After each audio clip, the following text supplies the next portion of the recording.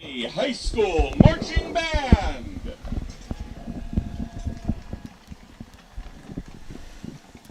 On the field, the band is led by drum majors Sophie Manning and Evelyn Naricchio. Other student leaders include Teresa Foreman, Ethan Sentz, Thomas Forestieri, Rebecca Garner, Sophie Lepore, and Nathan Weltmer. The instructional staff includes guard tech Jocelyn Rainey Semenko, guard instructor Lisa Wolf, percussion instructor Zach Semenko, drill designer Tom Mitchell, and band director BJ Mahar. This year's show is Weathering the Storm. The band will start with Ain't No Sunshine When She's Gone. The storm gets more intense when the band plays Into the Storm. After the storm, the band will move into Somewhere Over the Rainbow, signaling the calm and rainbow following the intensity of the storm. The band will end their program with the song Walkin' on Sunshine. Soloists for tonight include Keegan Donovan on alto sax, Teresa Foreman on ukulele, Nathan Weltmer on baritone, and Sophie Lepore on mellophone. The band hopes you enjoy the show.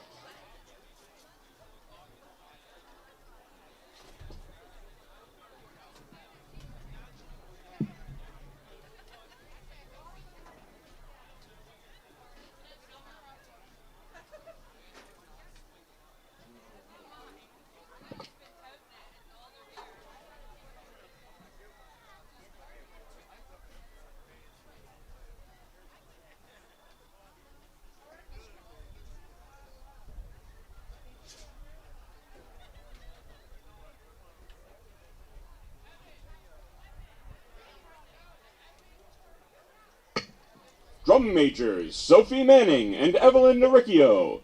Is your band ready?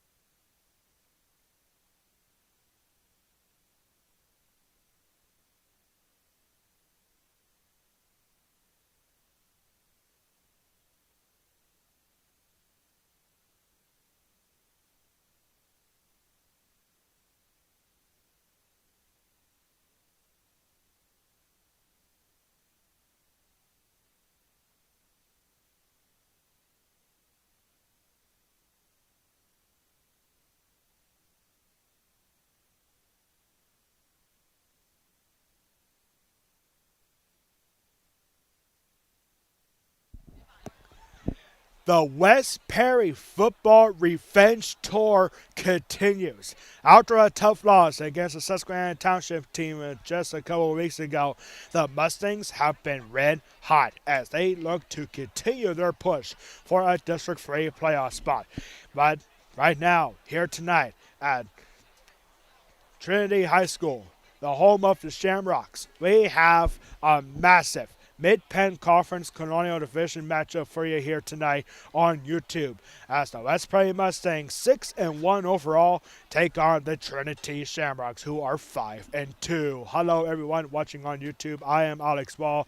This is a big one, ladies and gentlemen. If you know the recent history between these two programs, you know that tensions are going to be on the rise as the West Prairie Mustangs and the Trinity Shamrocks had back-to-back nail-biters in the last 2 years, especially 2 years ago right here at Trinity High School at Cobo Field, where the Mustangs had a big goal line stance as the Trinity Shamrocks, down by 3 at the 1 yard line, had first and goal. They had 4 opportunities to cash in, but instead of going for an easy tying field goal in the game, the Trinity Shamrocks decided to go for it. And after a couple of back-to-back penalties, the Mustangs and the Shamrocks did it all over again as they went for on 4th and 1, and then it was Bryce Smith 2 years ago getting the knockdown in the end zone to get the turnover on downs,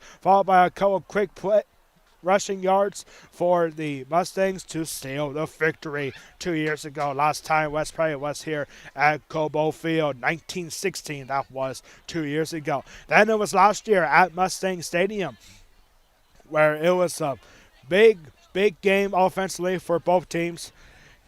And the Mustangs, who were down by a touchdown at the start of the fourth quarter, they had a chance to get the lead and potentially tie it up when Eric Bitwell, with just a couple minutes into the fourth quarter, recovered a fumble in the end zone, but then a missed point after there for Mustangs ultimately costed West Prairie the win a year ago as Trinity got a win at West Prairie 27-26 a year ago. But now both these teams 4-1 in the Mid-Penn Colonial Division season. West Prairie, that one loss was against Susquehanna Township back in week 4. A tough one against a very likely champions in the Mid-Penn Colonial Division, Susquehanna Township. For Trinity, they're coming to this one 5-2 overall. They started the season 0-2 with back-to-back tough losses for the Trinity Shamrocks. 1916 here at home against Archbishop Carroll, and then week 2 a tough overtime loss at East Pennsboro, 16-9 there for the Panthers versus Trinity. But then the Trinity Shamrocks got 5 consecutive wins hanging into tonight, 25-8 at home against Big Spring, 48-3 against Susquehanna here at home. Then a close 17-6 win on the road at Milton Hershey. 2 weeks ago, a 35-0 win against Greencastle Rancho. And then just last week, a 36-3 victory on the road at Bowling Springs for the Trinity Shamrocks, where the quarterback, Mason Boyer, not a big passing game of the year. In fact, it wasn't a whole lot of offense despite scoring 36 points. The top runners for Trinity last week were Brandon Harris and Adonis Sutton. Brandon Harris had only 8 carries for 79 yards and 1 touchdown. He had a long 47-yard run for a touchdown as well, but he led the team in defense with 12 total tackles, while the running back Adonis Sutton, he had 9 carries on the ground for just 25 yards, but 2 of those carries resulted in a touchdown. Meanwhile, for West Prairie, they're coming off a big homecoming win last week against the Big Spring Bulldogs, 24-17, where another goal line defense got a fumble recovery from Landon Wilson in the final minute to give West Prairie a 24-17 victory. The freshman quarterback, Mason Page, had a big game, 9 completions on 15 attempts for 127 yards and a touchdown, but it was the running back, Adam Yoder, He had the big game on the ground on just 17 carries. He had 256 yards and 2 touchdowns. Trent Hockenberry had the big receiving game for the Mustangs a week ago on 5 receptions, 97 yards, and 1 touchdown. That was good for 58 yards. Let today's contest The West Prairie Mustangs started the season 3-0 before losing to Susquehanna Township team. But then after that, they have won 3 in a row. They're looking to make it 4 in a row here tonight to keep their playoff hopes alive. The West Prairie Mustangs are about ready to take the field. And we are here live at Cobo Field at Trinity High School in Camp Hill. And they are set and ready to go. We have a lot of gray and white here with us here tonight. Also a pink out night here for Trinity High School. Automatic external defibrillator machines known as AEDs. And one thing I'm not a big fan of when it comes to this press box, I am outside. Even though it's a very comfortable night here tonight. Feels like football weather as the West Prairie Mustangs are taking the field here. They are set and ready to go. It is West Prairie football versus the Trinity Shamrocks. It is live here on on YouTube. We are not on Huddle tonight. No, we are on YouTube as the West Prairie fan base coming up strong here tonight. Absolutely gorgeous night here. It feels like football weather here tonight at Cobo Field, Trinity High School. As the Mustangs take the field, count this one red hot just like the Trinity Shamrocks. We are going to be seeing some fireworks here tonight. As we just said, live on YouTube. It is West Prairie versus Trinity in a massive Mid-Penn Colonial fishing matchup.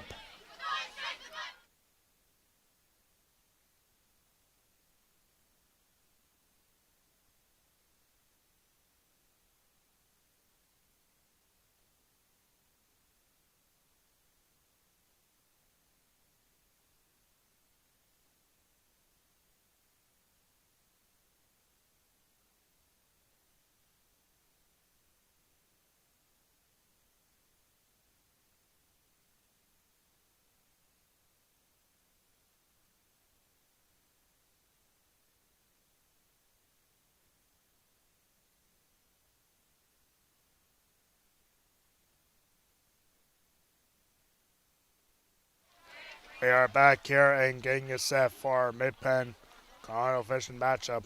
West Prairie versus Trinity. A rivalry that has really turned heads in the Mid-Penn Conference in recent years. This is one of those battles where you get 2 totally different backgrounds, 2 different styles of football, and in the end, it's going to come down to probably one play. So we get you set for West Prairie and Trinity. A rivalry that already intensified in recent years after a long-going battle within the PIAA about private schools versus public schools in PIAA sports. So that's been an ongoing battle for many, many years in the PIAA, not just here in the Mid-Penn Conference, but everywhere in the entire state. And so this is going to be one of those battles where it's like tensions are going to be running high. You got a homegrown team in the West Prairie Mustangs. At this time, we'll be back after our national anthem. For our prayer.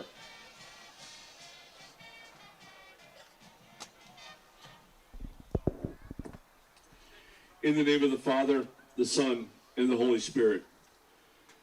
Dear God, thank you for allowing these athletes, coaches, and officials the opportunity to use their God-given talents to glorify your name in athletic competition. Grant everyone present the courage to show sportsmanship before, during, and after the game.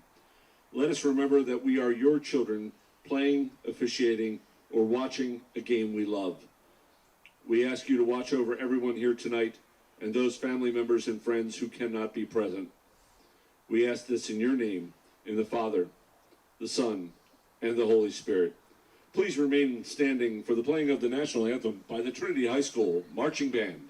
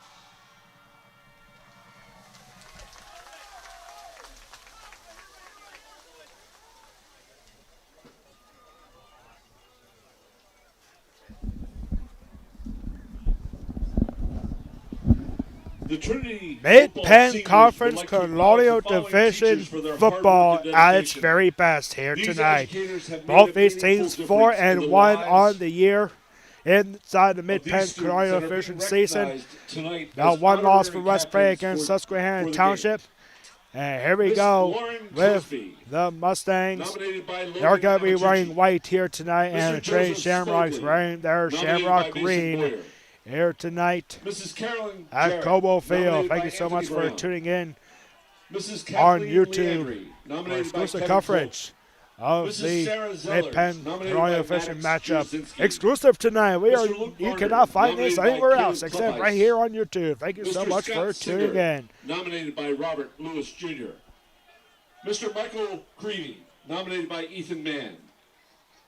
Mrs. Alyssa Morsani, nominated by Gavin Mann. West Prairie Mr. fans Justin kind of Acevedo, strong here tonight. nominated by Trinity Sam Mulba. fans still piling Mrs. in Mary here Snyder, to Cobo nominated by Field. Keon And remember, Niven. this is a massive game for both Mrs. teams. You Rosemary got the Susquehanna O'Brien, Township Rosemary team O'Brien, in front nominated by of the Damian Mid-Penn Reese. Colonial Fishing standings. They are Mr. 5-0 in Christian those standings. Klubbeis, They are nominated by at Luke Big Cerrito. Spring tonight. Mrs. Susquehanna Joe Township Ryder, is. That could be a nominated by fun Donna game, Sutton. especially And with Mrs. Big Lisa Spring playing Schlegel, angry after a nominated tough by loss Marcus last week against Yeager. the Mustangs.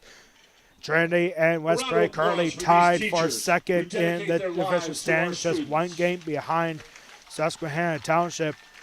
That's who Trinity will have next week in a massive matchup at Susquehanna Township next Friday night. East Pennsboro at 4-2, right behind the Shamrocks and the Mustangs. Big Spring with a 3-2 record.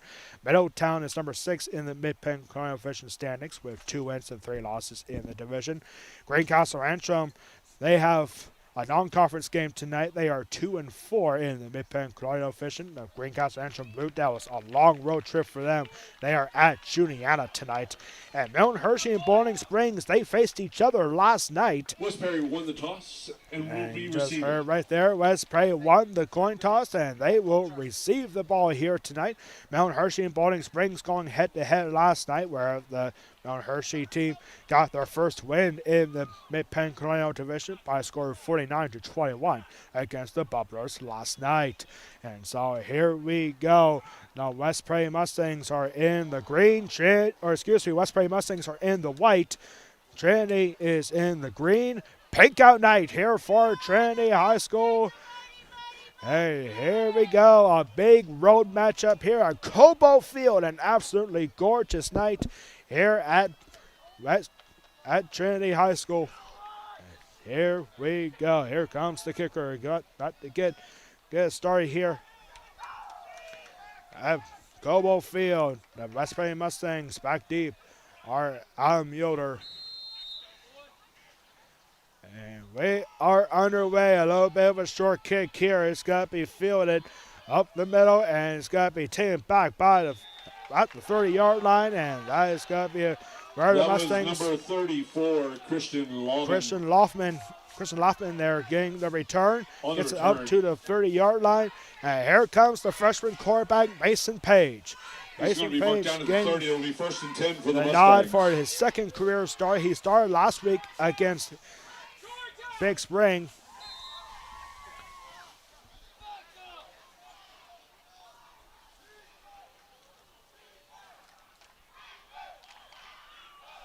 Our formation here for the Mustangs. Lyman going off to the sideline, and here comes Alan Yoder. Yoder had himself a big game last week on 1st and 10, and he's got to get 1 yard out of this one. Alan Yoder gets 1 yard, and it's got to be 2nd and 9 coming up. Sam Mulba on the tackle, gain of 1, 2nd and 9. I'm not a big fan of the spot I made right here. We got the public address announcer loudspeaker right here to my left. So here we go. 2nd and 8 here after a 2-yard gain. Here for Adam Yoder. Our formation here once again. Page will give a handoff to the fullback, and a ball, I think it might have gone loose there. Let's see what they call it here. Mason Page recovers the fumble. And no, there was a fumble there, and Mason Page At the will 31, recover his own 3rd fumble. and 9.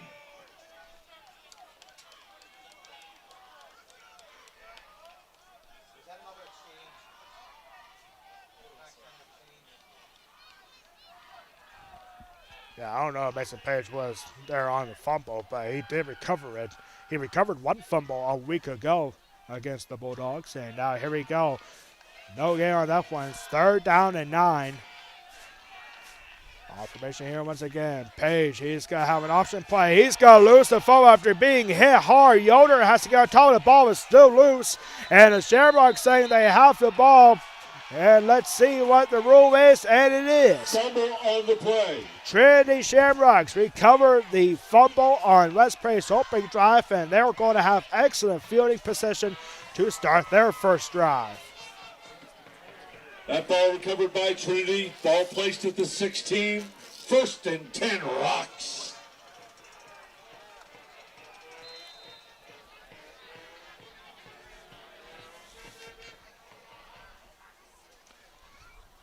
So now here we go with the Trinity Shamrocks. Quarterback is Mason Boyer, a senior for the Shamrocks. Excellent starting field position. And here comes the handoff here to number 20. That is Brody Dunlap. Brody Dunlap getting a couple of yards, and he's going to get past the 15-yard line. Mason Page credited with the stop. 2-yard gain there for Brody Dunlap here, and it's going to be 2nd down and 8 out of the 14-yard line.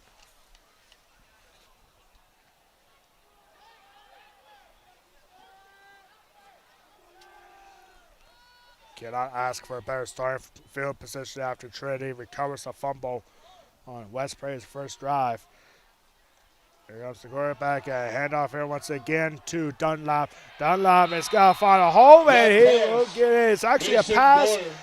And that to number 9. Number 9, Sam Sweppenheiser. Touchdown.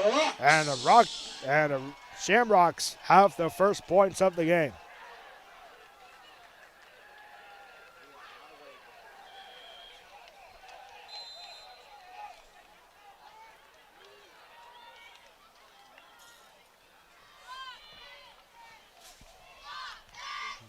Great start here for the Shamrocks. That's the point after kick is up, and it is good. Amatucci on the kick. Amatucci there getting the point up after. It is good. And the Shamrocks get a good drive, good starting field position for that first drive. And it's capped off with a throwing touchdown. 7-0.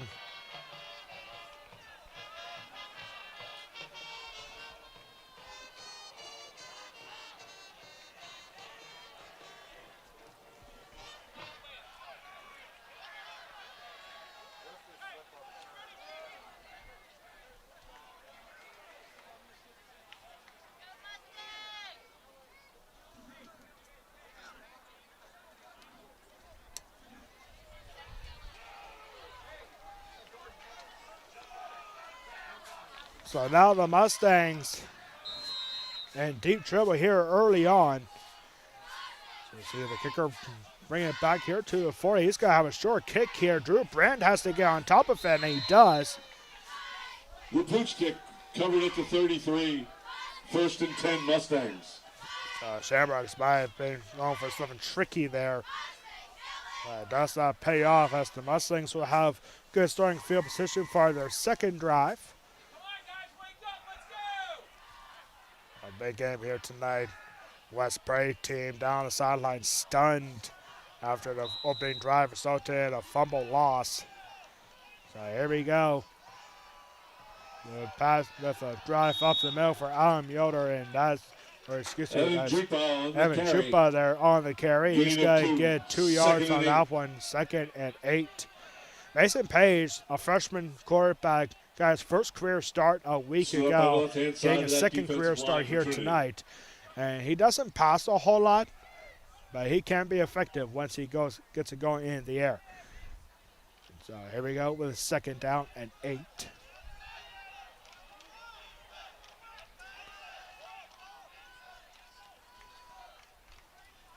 Formation here for the Mustangs. And Mason Page with an option. He's got to find Adam Yoder. Yoder is going to have room to run. Goes right to the sideline. The pitch to number 28, Adam Yoder. Right at the 40-yard line. At the 40.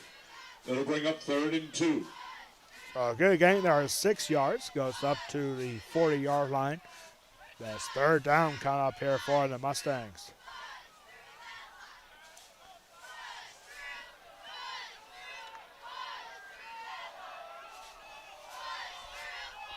Our formation once again, Trent Hockenberry out to the right side. Here comes the handoff, and that's got to go nowhere.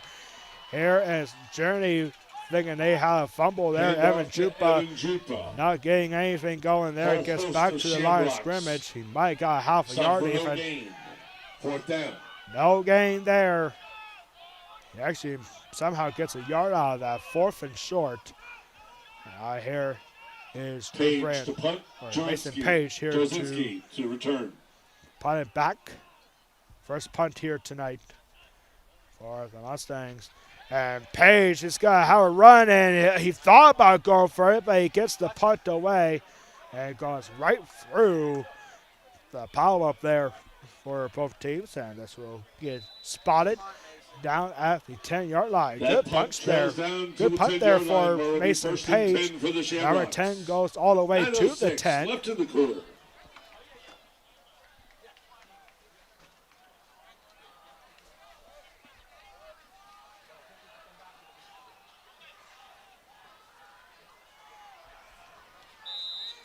So back out going here. Here comes the senior quarterback, Mason Boyer.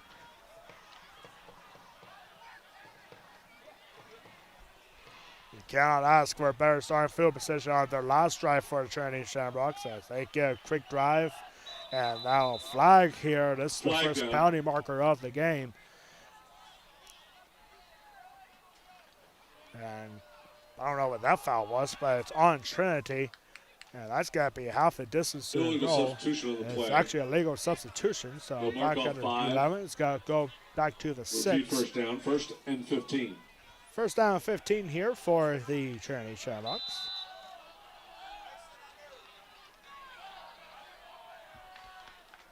And here's Boyer. Boyer with a handoff. He's going to find number 20. Number 20 there is Dunlap again.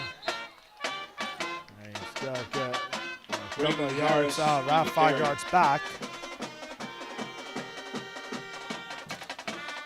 Page and Smith on the tackle. Mason Page on the stop there for the Mustangs. About 2 will bring up 2nd and 13. It's a gain of 2 yards alternately for Dunlap.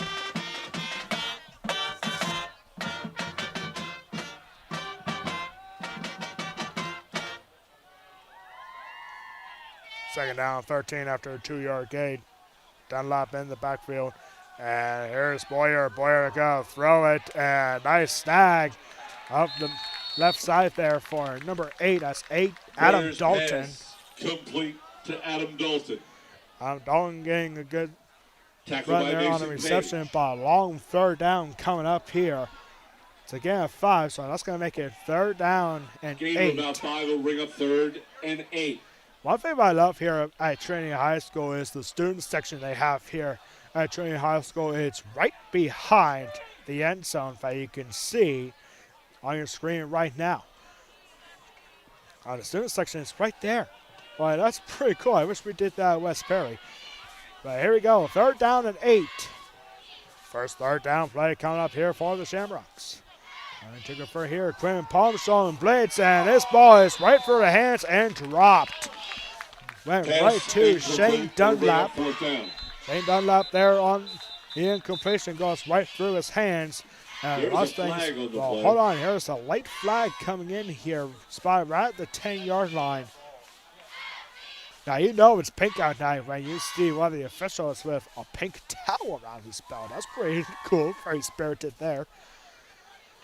This is a 4th down play. Let's see what this is. And this is a personal foul on Trinity. The Shamrocks. I'll be shocked if the Mustangs don't decline this one. Distance to the goal. Coach Bowden is saying, hold on, maybe we don't want that penalty. Maybe we want to decline it and make it 4th down.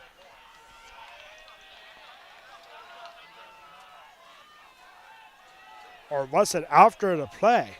If it's after a play, that's half the distance and 4th down anyway. because it looks like the Trinity Shamrocks, they are out there to punt the ball away. So it must have been a dead ball personal foul. I think Coach Mullen wanted an explanation there and saying, wait a minute, we don't want to accept that unless if it stays fourth down, and yes, it is. So it's half distance to the goal, and the punter here is Alex Jarsinski. Alex Jarsinski is going to punt here from his own end zone, right in front of the Trinity student section. Back D for the Mustangs is Trent Hockenberry.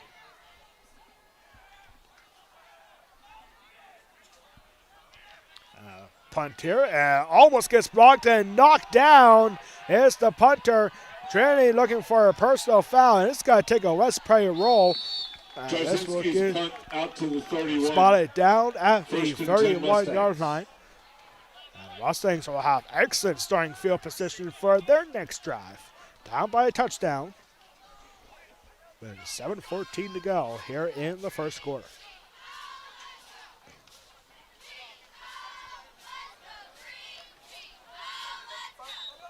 First and 10 here for Mason Page.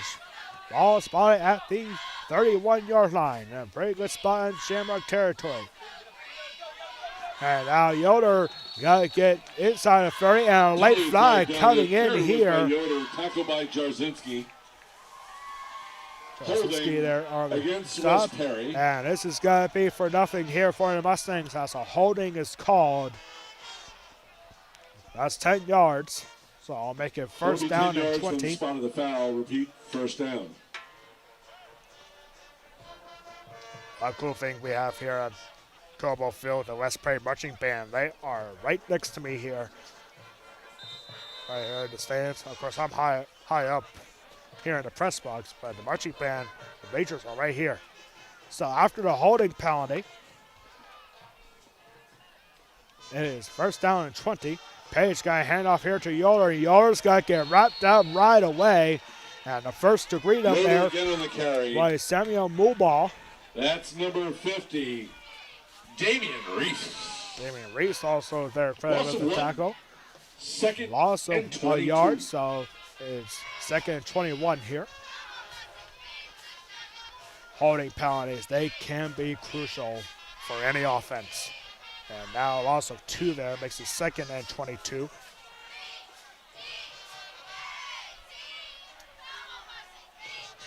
Here's Page, going to throw for the first time. He has got to get under pressure here. He has got to get right from behind, and down he goes. Adam Dalton there on the sack. And things quickly go from bad to worse here for the Mustangs. And it's third and long. Ball all the way back to the 46-yard line. And the Mustangs have to get this ball up to the 21. It is third down and 26.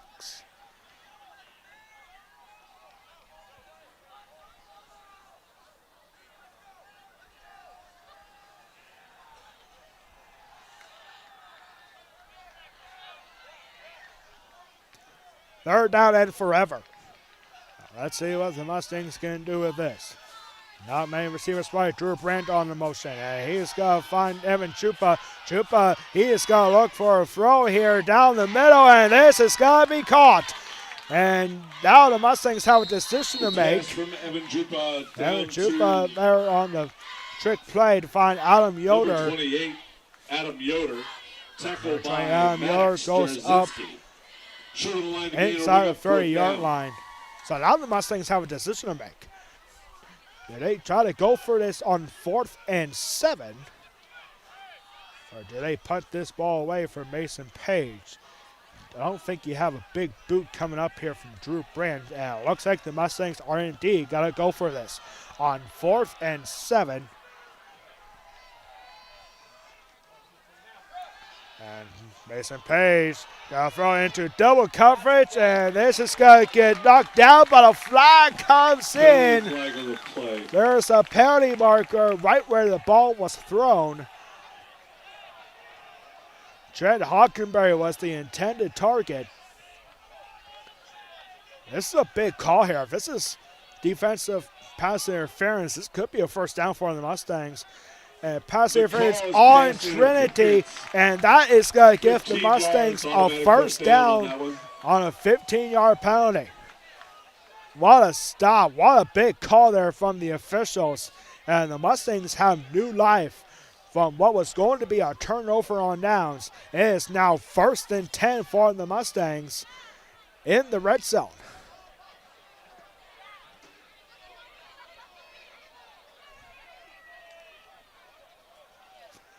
The Trinity Shamrock coaches want an explanation. They might be arguing here that that throw wasn't catchable for Trent Hockenberry. West Prairie student section. I got a few students up here tonight during noise saying Trinity is like, hey, you know what you did, and that's a first down. So here we go, 1st and 10, new life for the Mustangs at the 14-yard line. And here's a run up the middle here for Yoder. And Yoder is going to get, that's Evan Chupa, getting a couple of yards that time.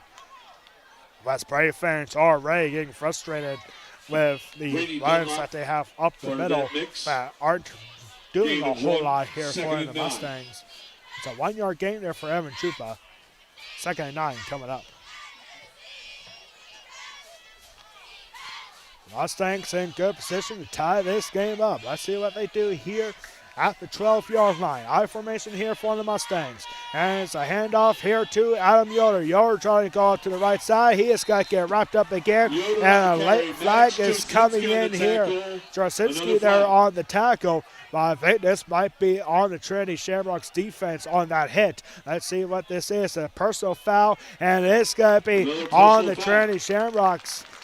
We can see number 4, Marcus Yeager, not happy with that call either. And that's going to give the Mustangs half the distance and another first down. It's going to make it 1st and goal. Or it's not automatic? No. Not automatic. But it's half a distance. And very manageable second down. Very manageable second down.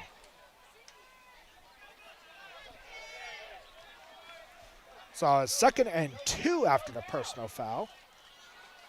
That's pretty fair saying it should be automatic, but it's not. And they're going to have up the middle, and there is going to be a run. Is he in? Yes, he is. Touchdown, Mustangs.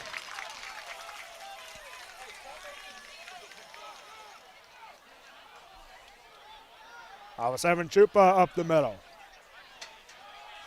And he gets it for 5 yards. Let's go for a West Prairie touchdown. Here comes Drew Brandt, who has been perfect in point after attempts this season. Let's see if he keeps that streak going. To tie this game up late in the first quarter. And a point after kick for Drew Brandt is up, and it's good. With 3:59 to go. Here in the first quarter, the Mustangs will have a tie ball game. 7-7 against the very tough Trinity Shamrocks team.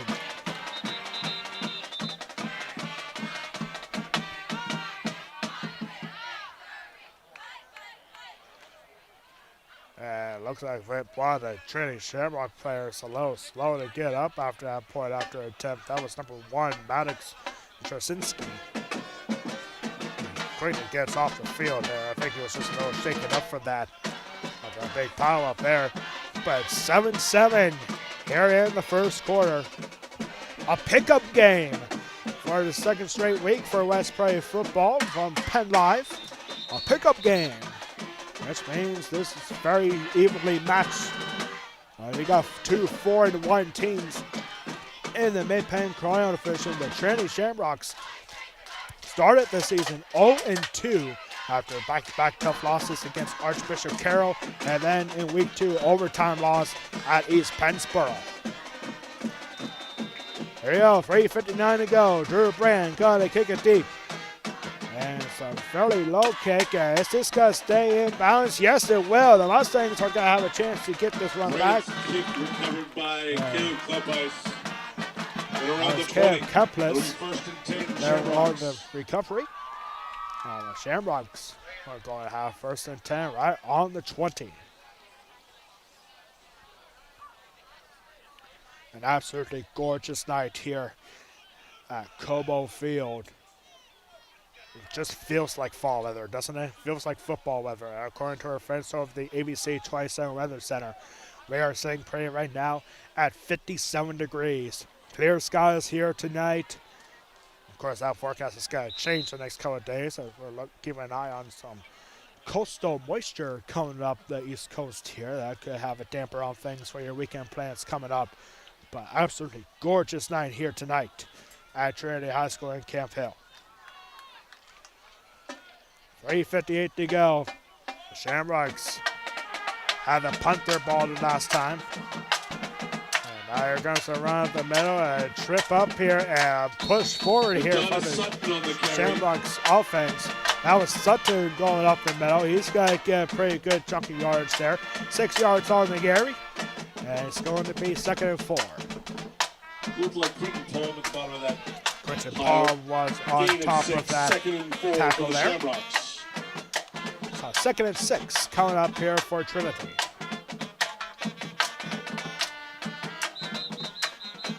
And now 5 coming in here. Yeah, I think this is going to be a sideline void call against Trinity. I think that's what the call is going to be, so it shouldn't have nothing here for... Yep, it is indeed a sideline warning on Trinity. Yeah, you never want to be called this early, and now this is something you don't see very often, where you have the opposing coaches for Trinity arguing about a sideline warning. He wants an explanation of like, what were our boys doing there before the snap. Eventually, you don't want to talk to the refs too much about these penalties because it could result in something much worse.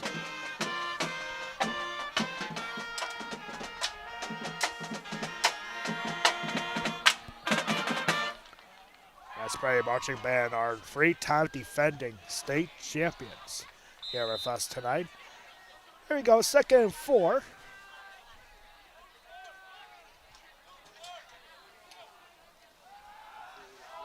So a quick throw, screen pass, and that's not going to do much for him. West Prairie has done so well. That was Yeager there on the receiving end of that screen pass. Gets absolutely nothing. Actually lost a couple of yards on that one. That's one thing that West Prairie has really focused on this season. A year ago, they have given up disaster plays on defense because of a screen pass, but the Mustangs have really turned their attention to preventing those long plays on the screen, and the Shamrocks lose a couple of yards on that screen pass attempt. And it's 3rd down and 6. And got some movement up the front here. This is going to be offside against West Perry. Big Joe Rivera is going to come up. It's a 5-yard penalty. And going from 3rd and 6, it's now 3rd and 1.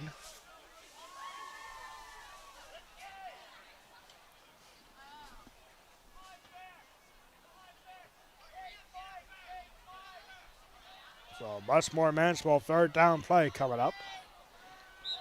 And now more movement up the middle here, and this is going to be a penalty and another offsides on West Perry. 1st and 10, Rocks. Back-to-back offsides. That's one thing that West Perry has done very well so far this season, except for the first couple of games, but now back-to-back offsides. Gives Trinity a 1st and 10. Here's Boyer. Boyer looking to throw. He's got a fine receiver on the screen. And there goes number 12. And got to go all the way down to the 40-yard line. To Anthony Brown. Anthony Brown there 39. into West Prairie territory.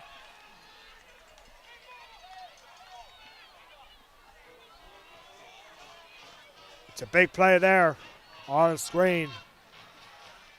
Shamrocks will have 1st and 10 at the Mustang 39.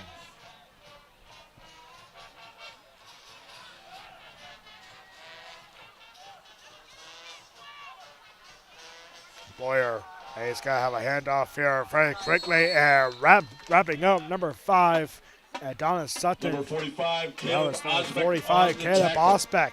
No gain on the play. 2nd and 10. No gain on that run for Sutton. And it's going to be 2nd and 10. Let's play cheerleaders here with us tonight. Walking with the pink bandanas and the pom-poms. 2nd and 10.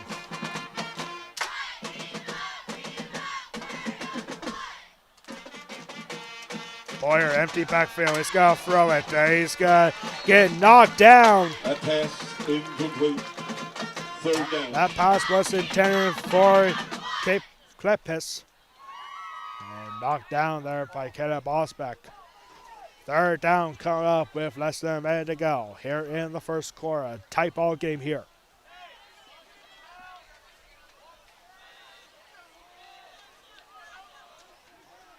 Mustangs looking for a big stop. 3rd and 10 on the Mustangs 39. Challenge go up to 29.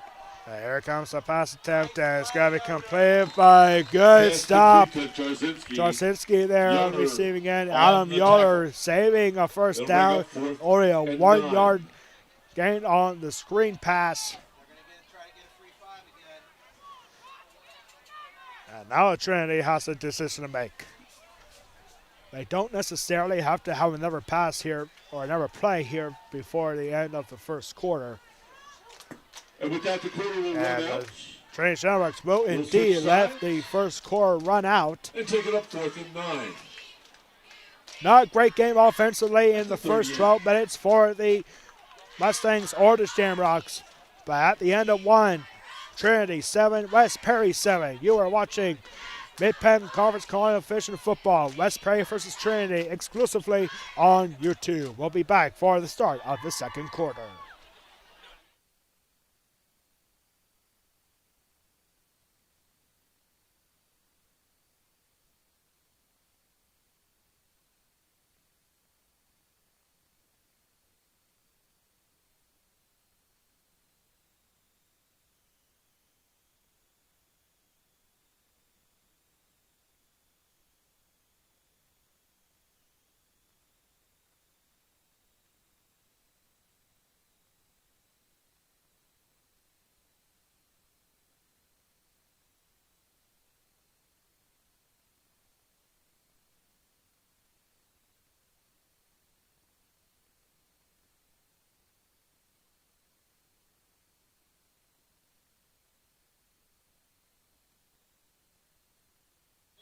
We are back here, and what a big moment here for the Trinity High School wrestling team.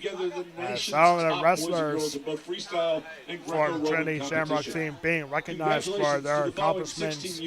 And junior All-Americans. The All-Americans here for Trinity High School being honored for our wrestling team. The wrestling season very quickly coming up here. We haven't heard anything about West Perry's schedule being finalized just yet. But it is getting close to being that time for our winter sports season to come around on Halo TV for West Perry boys and girls basketball, West Perry boys and girls wrestling, and West Perry bocce ball.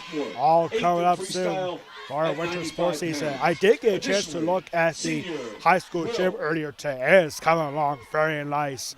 At West Perry High School is being renovated all season long, and it's looking very good. The floor looks great, the hoops look great. The bleachers, oh man, if you're a West Perry fan going to a future event at the high school gym, you gotta be very excited about the new bleachers. They are painted green. Jordan, Cam, Leo, Arm also competed at the U.S. Open, bringing 4 more All-American honors back to PA. This same group of wrestlers were selected by the PA national team to compete at the 16U and junior national duels in Utah and Wisconsin. The 16U dual team brought home the first Greco-Roman national championship since 2007. And the junior squad won their first freestyle title. So that's what I was saying for our high school gym. Like the bleachers are looking great, all painted green. They also got handrails on the high school on the gym bleachers at West Prairie High School. I have a couple of coaches up here for West Prairie football saying that the ball should be moved back a couple of yards. And I think he's right. The chains are 2 yards off. They should be on the 39, not the 41 to start this down and distance. I got it on my stats. Yeah, the officials are now getting together after the coaches tell us that the spot of ball to start the second quarter is not correct. You need to move the chains up 2 yards. Just play football, young man. The rivalry, man. This is one of the biggest rivalries in the Mid-Penn Conference right now. West Prairie versus Trinity. As you got coaches and players barking at each other, even up here at the press box. Man, oh man. And yeah, a lot of coaches up here saying it should be back 2 yards. Officials got together, and yeah, indeed, they went back 2 yards. Ball was spotted at the 37. The chain crew wasn't set up correctly. That was the problem. It wasn't the spot of the ball. It was the chain crew. Well, it looked like it was about to be 3rd down and 6. Or excuse me, 4th down and 6. Turns out it really is 4th down and 8. So we start the second quarter. Thank you so much for tuning in on YouTube. I am Alex Wall. As we start the second quarter on a tie ball game. 4th down and 8. And Trinity is going to go for this. Boyer is going to take a deep shot towards the end zone, and it is going to be caught. Touchdown, Shamrocks. That's the end zone. Touchdown. Alex Jasinski, one-on-one in the end zone, and the Trinity Shamrocks have retaken the lead.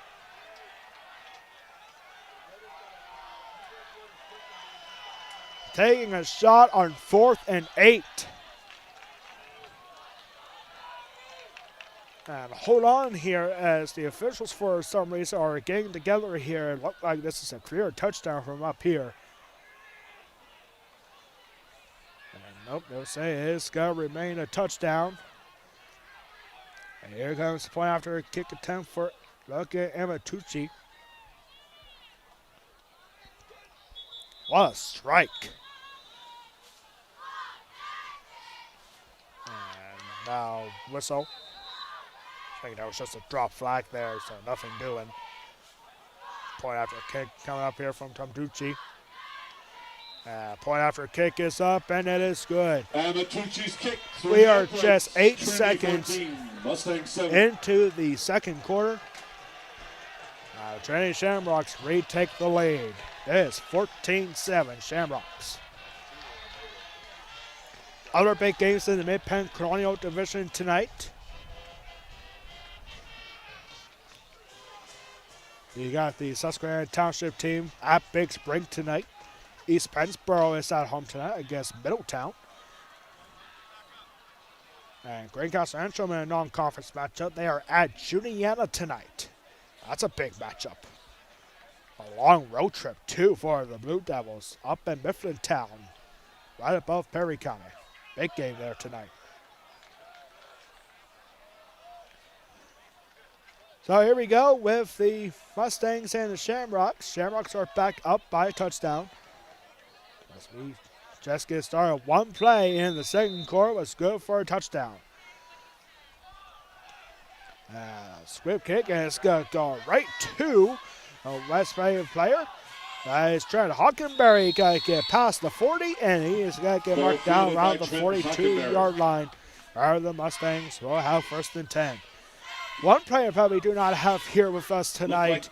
He is currently recovering after having ACL surgery earlier today. Marshall Eder. And I know he is watching right now. Marshall Eder having his ACL fractured a few weeks ago. He had his surgery earlier today. We heard he is in good spirits, and he is watching as we speak. We're rooting for you, Marshall. Quick recovery, buddy. Here we go with the Mustangs, Mason Page. And Mason Page getting wrapped up immediately in the backfield.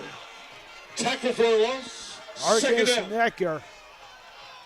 Marcus Necker, they're getting a big stop in the backfield, and Mason Page. It's a loss of 5. Makes it 2nd down and 15. And now a whistle. Timeout going to be called here by the Shamrocks.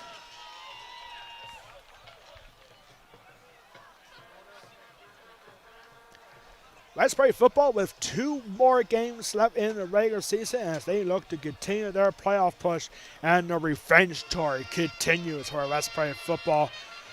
They called the revenge tour in the last 6 games of the regular season because West Prairie, they have the same schedule as they did a year ago. The only difference is the place of the game, in which Trinity and West Prairie went head-to-head at Mustang Stadium in Week 8 a year ago. Here they are in Week 8 action at Cobo Field here tonight.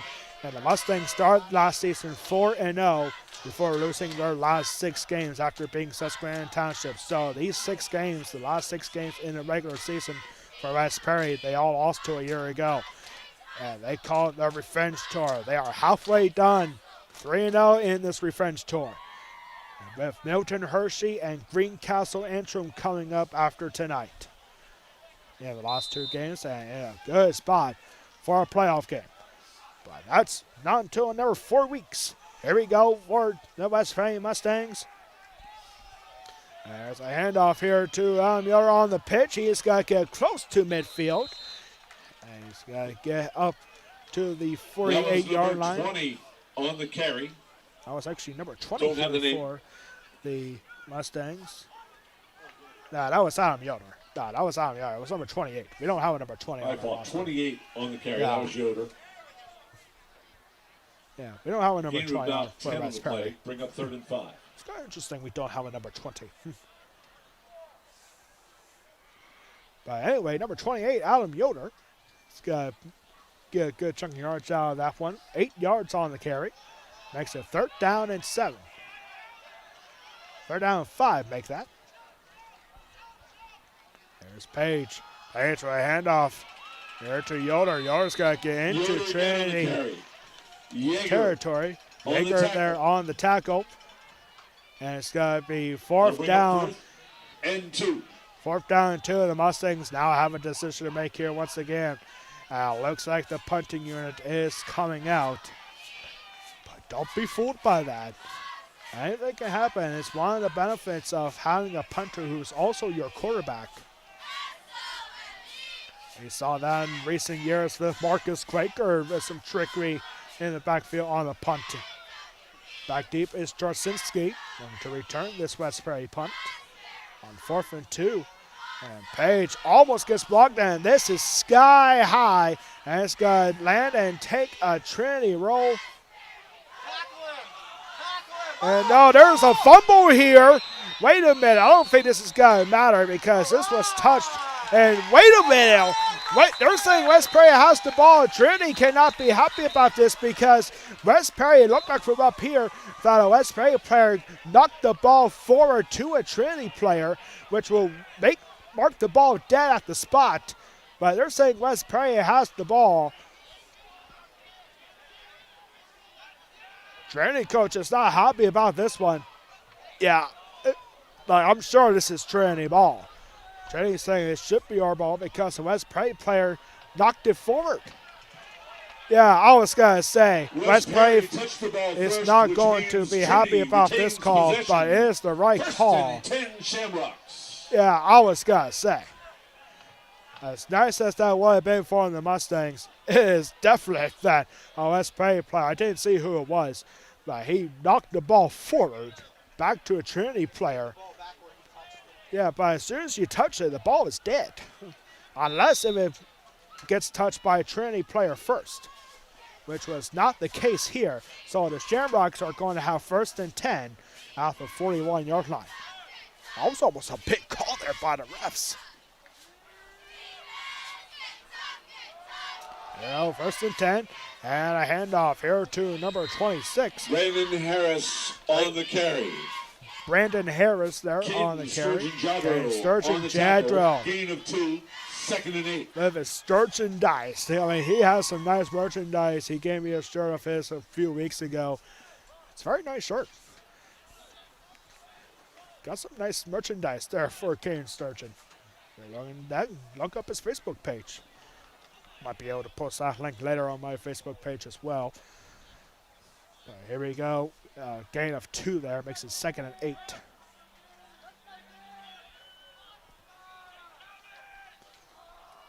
And it's a handoff right up the middle, and it's going to be just enough for a first down. On the carry. That's Harris once again on the carry. He gets in front of the sticks. 1st and 10 Rocks.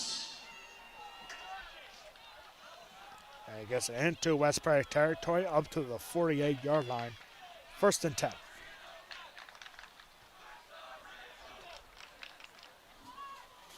The Trinity student section getting bigger by the numbers as the night rolls on. It's time to quick run it out. The Trinity Shamrocks looking to make this a 2-possession game. Close to midfield at the Mustang 48. Boyer with a handoff. It's Harris again. Harris got to get past the 40. Harris again on the carry. Tripped up by Trent Hockenberry. Trent Hockenberry there on the stop. And this is going to be very close to a first down, but he's going to be marked short. 2nd at and the 1. 30-yard line. Gain of 9 there. Or 2nd and 1 coming up. Have you ever thought of becoming a PIAA official? You ever thought of becoming a referee for football? Now is your opportunity. Go to PIAA.org to find out how you can become a PIAA official. Again, that's PIAA.org. You might have noticed, I just did just now, for number 77, Kevin Cloak is wearing one of those protective helmets with the added padding on it. That is the thing here in high school football in Pennsylvania, just like in the NFL. And now a big push up the middle here, and Mustangs are having a hard time getting him down and still going up on his feet. And that is going to be a big marker, and a penalty flag is going to be marked down late. Just a big pushing battle there. Goes all the way to the 30, but flag is marked down at the 35-yard line.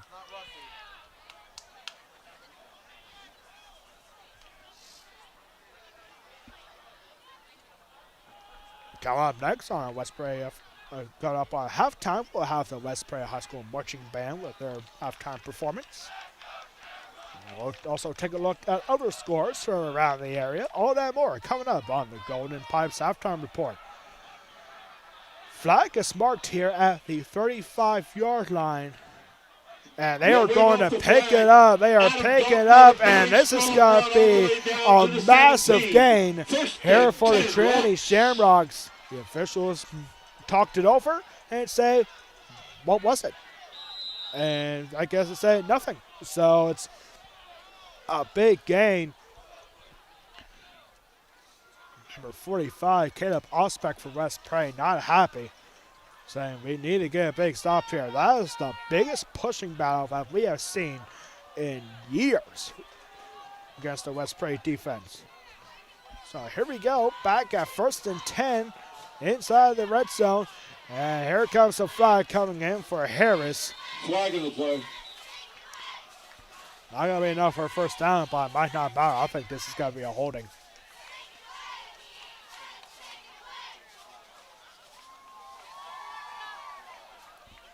And indeed, it is a holding. Against Trinity. All against the Shamrocks. 10 from the spot of the foul. It's 10 yards from the spot.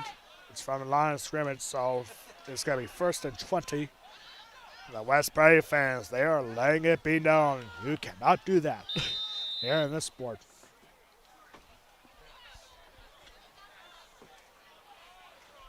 So that'll make it 1st and 20. We saw one holding call against West Prairie offensively earlier. Now the first one here for the Shamrocks.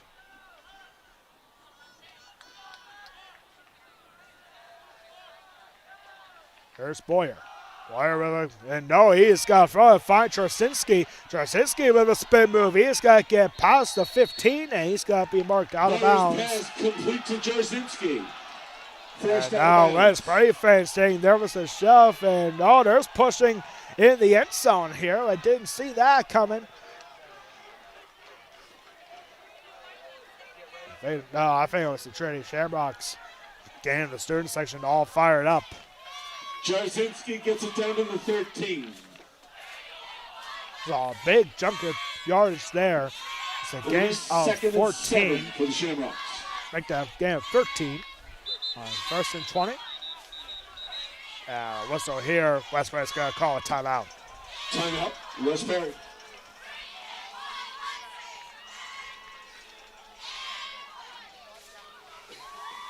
Absolutely ideal weather conditions in the middle of October. Our big games happening tonight, not just in football, but also in Major League Baseball. Game 5 of the American League Division Series. As the Detroit Tigers at Seattle taking on the Mariners. Winner take all. Winner moves on to take on the Toronto Blue Jays in the American League Championship Series. That game about to get underway over on Fox 43. And then tomorrow night at Milwaukee, the Brew Crew taking on the Cubs in Game 5 of the National League Division Series, where that series moves on to face the LA Dodgers.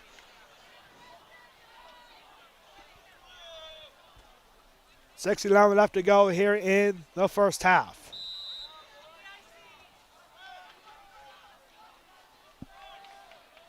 Here comes Boyer. He's got Harris off to his right. He's got to hand it off to him. Harris got to get inside the 10-yard line. Not going to be quite enough for a first down. Harris Third runs and the ball short. down to the 9. All the way to the Looked like 9-yard line. 65, Easton Smith on the tackle. Easton Smith credited with the It'll be tackle there third for the and Mustangs. 2.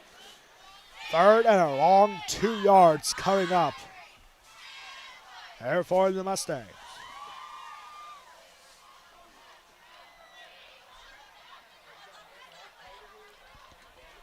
The Trinity Shamrocks are in good shape to make this a 2-possession deficit here. High formation here for the Shamrocks. And movement here in front. And I think it's got to be another offsides, and it's the second time that an offsides is going to give the Shamrocks a first down. Shamrocks.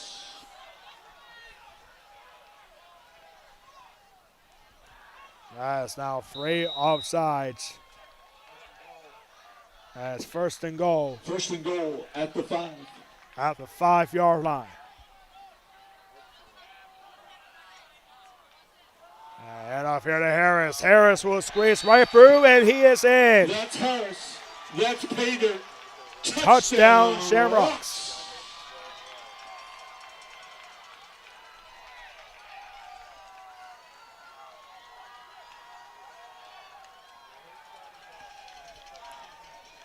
Brendan Harris once again for a touchdown.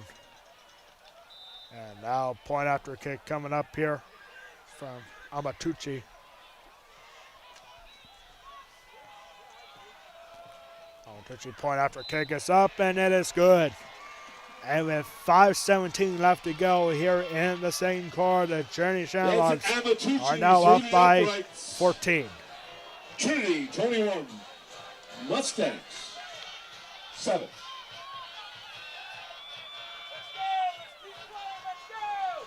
This is a huge game in terms of playoff implications for both teams. The West Penn Mustangs head into this one ranked number 6 in the District 3 Quad A power rankings. The top 10 teams qualify for the District 3 4A playoffs.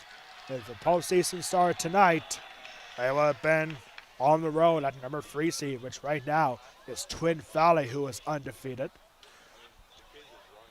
And for Trinity, they are ranked number 4 in the District 3 AAA power rankings. The top 6 teams qualify for that one. And here we go with the kickoff. And it's going to go outside. It's going to go off a West Ready player. And now it's going to have a return. And not much of a return there. Not even getting past the Christian Loftman. And now a late flag here. Laughlin didn't even get it past the 20-yard line, but now the Shamrocks might have done West Prairie a favor. Ball is marked at the 19-yard line. Let's see what this penalty marker is about.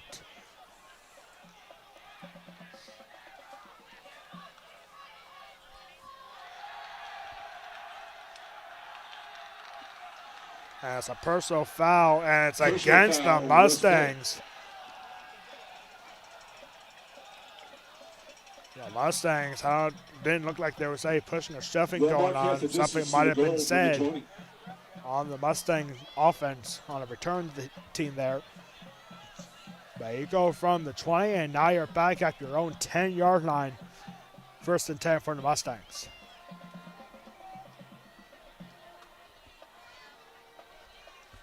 Mustangs need a big bounce back here. Now down by 2 possessions.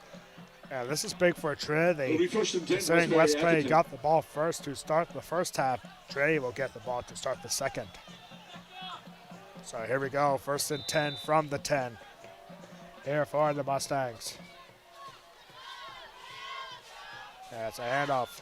It's Yoder. And Yoder gonna get a couple yards here, and more pushing and shoving in the secondary. Yoder on the carry. Yoder getting a couple more yards. Gonna get up to the 14-yard line. 2nd and 6 after a 4-yard gain. Gain of 3, 2nd and 7. West Prairie High School Marching Band getting ready for their halftime performance. We'll have it right here for you on YouTube.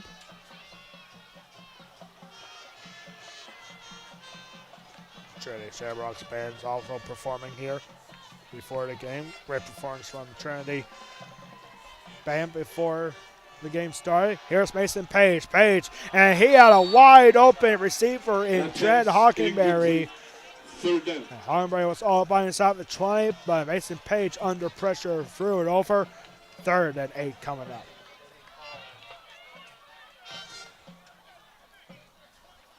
Make that 3rd and 7, my mistake there.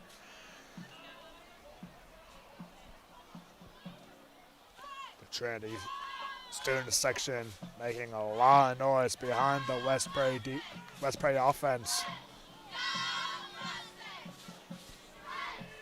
Mustangs looking for a big stop. Mason Page getting the instruction here, taking their time on this one. Definitely hoodie, sweater weather here at Cobo Field. You're gonna have to burn it. He's got his hand up. Turn 7, and the Mustangs running out of time here on this one. And they get the handoff just in time before a delayed game. Here comes the throw, and that is a massive hit. That pass complete. Pass is complete to Trent Hockenberry. He gets the pass to 20 in the air. A big hit. And he gets up to the 22. And it's a 1st down for West Prairie. Mason Page getting the big first play in the air here tonight.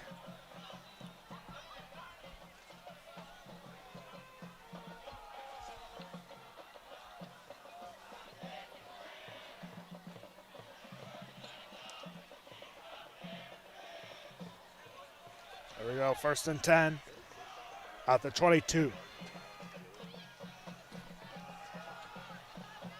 Run up the left side. Adam Yoder getting ripped up past the 25. He's got to get up to the 27. There'll be 2nd down and 5. And Kleppis on the tackle. Jasinski and Kleppis there on the stop. Ball placed at the 27, 2nd down. 2nd down and 5 after a 5-yard gain.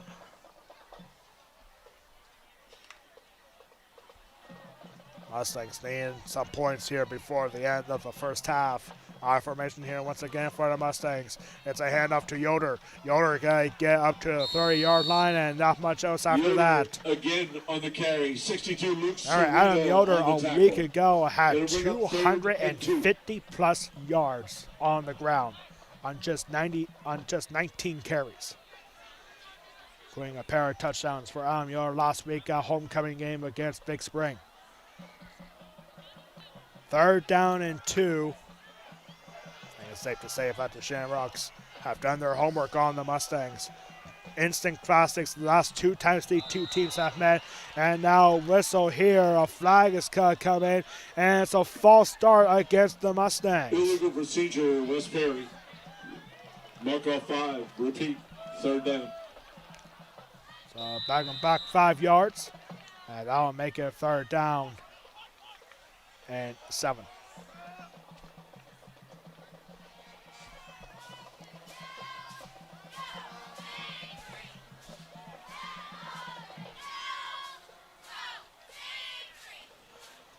Also coming up on the halftime report, we only have 2 broadcasts on Huddle TV next week.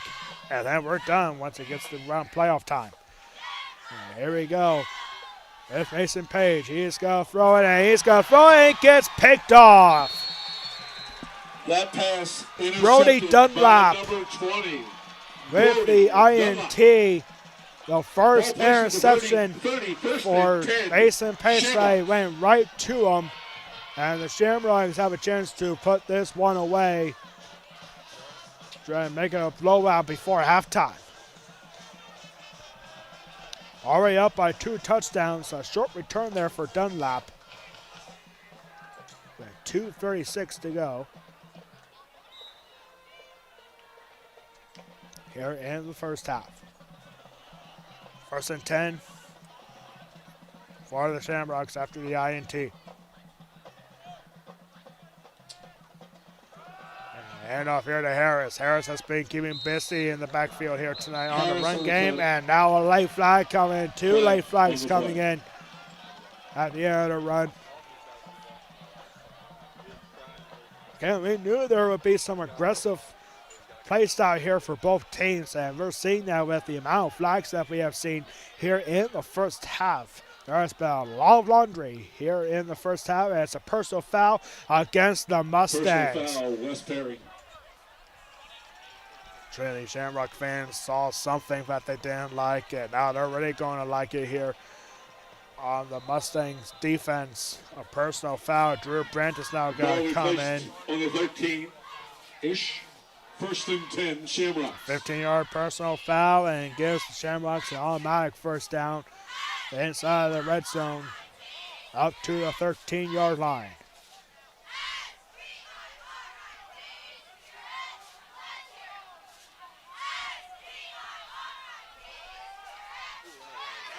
And a big stop here, but another late flag coming in. Flag on the play. Just after a Brandon minute Harris- 59 to Brandon go. Harris carry. That was Harris once again. Brent Bond there on a big stop. But another flag comes in. Let's see what this is about. And it's another personal foul, and this time it's on Trinity. And it's a Personal face mask foul, when one hands to looks the like face, the signal, Shamrocks. or hands to the face actually, not a face mask. Either way, it's a 15-yard penalty. And Shamrocks will go back a ways.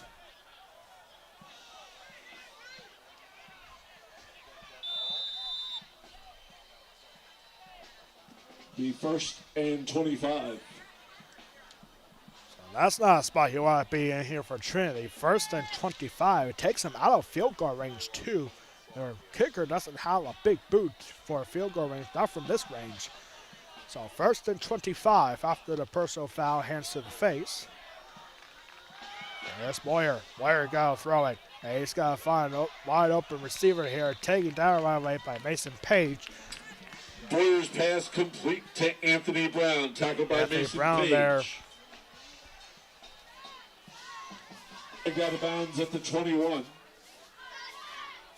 It'll be 2nd and 17. Able to get some yards out of that one. 8 yards. That's a 2nd down and 17.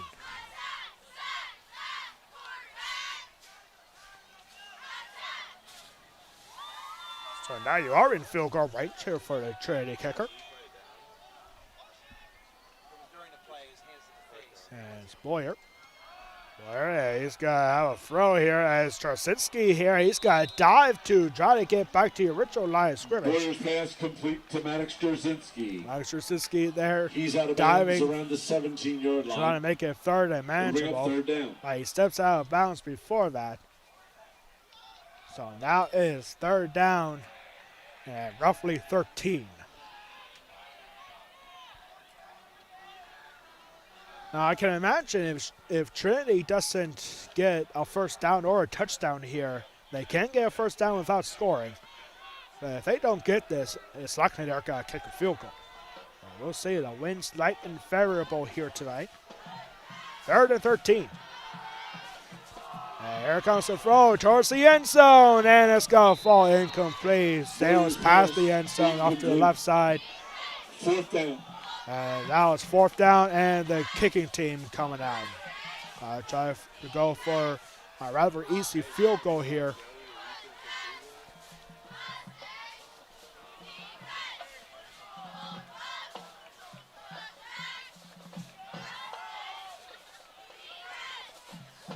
For Trinity, this is number 40, Logan Amatucci.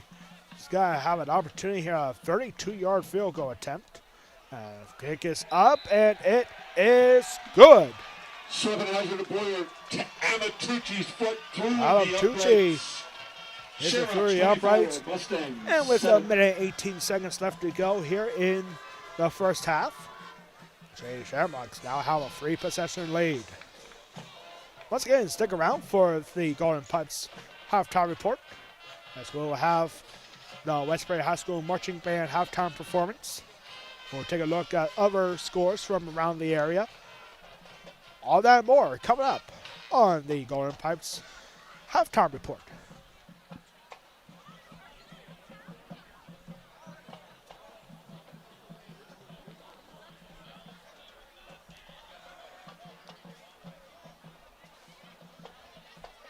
So the Trinity Shamrocks will have a 3-possession lead.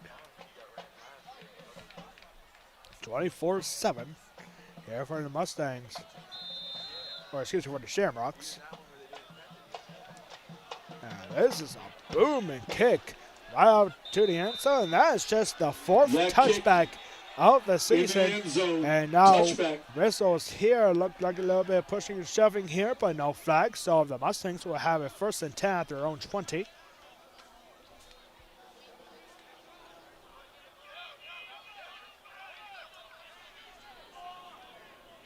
Big crowd here tonight at Trinity. Home faithful count strong. The West Prairie Mustang fans packing the stands here on our side of the stadium. Right off here to my left. And now here we go. The Mustang is needing some points here to get back into this game. Page and a throw, and this is picked off. A flag is going to be in for a touchdown. Marcus Yeager on the INT on a pick 6. But there's the flag here. As soon as that ball was released, the flag came in. So let's see if this stands. If this is a flag against West Prairie, this is going to be a pick 6 as a personal foul. Roughing the passer is called on Trinity. Roughing the passer. 15-yard penalty. 15-yard penalty. Our public dress announcer here tonight is saying, oh man, that was a pick 6. The West Prairie fans can breathe a sigh of relief here. As roughing the passer saves a pick 6. And now a much more manageable 1st down and 10 coming up at the 35-yard line. A 15-yard penalty on the roughing the passer. And here comes the throw, and it's a screen, and there goes Adam Yoder. Yoder is going to go all by himself, and he will go the distance. Touchdown Mustangs.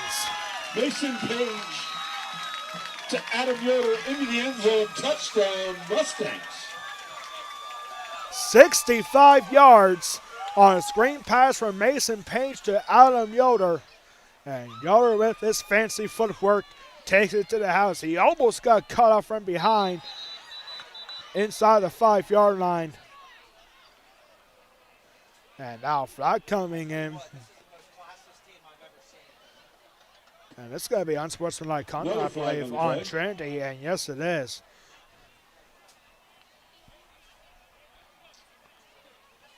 It's unsportsmanlike against the Trinity Shamrocks. West Prairie fans are very happy about that one.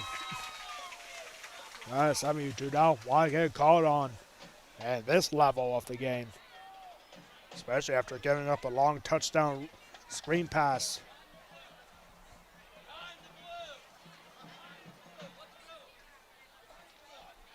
So now Drew Brand, that's exactly what the Mustangs needed right before the half, that they get up quick after getting a pick six, getting erased, roughing the passer penalty. A screen pass from Mason Page to Adam Yard goes 65 yards and a touchdown. The point after kick for Drew Brandt is up, and it is good. The kick is good. Through the uprights. 59 seconds left to go. 24, Mustangs 14. Here in the first half. And the Mustangs get the touchdown they need to get right back into this ball game.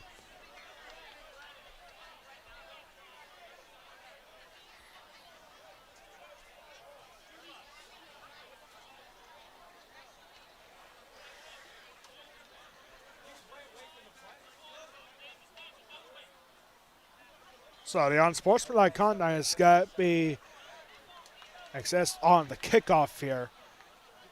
So now the Mustangs will have a kickoff here on the Trinity 45-yard line. You hear Westbury coach up here saying that they squib kick it here. And that's actually not a bad idea when you think about it, because if you get, like, for sure, this for pretty much every kicker in high school football, this is a sure touchback. But if you want to try for a squib kick and pin the Shamrocks deep in their own territory, that's not a bad idea here for Drew Brandt. And Drew Brandt, he has got to kick a team. This is going to go right through the end zone for a touchback. Out of the end zone, The Shamrocks will have at their own 20. Ball will be placed at 21st and 10 for the Shamrocks. 59 seconds left in the half.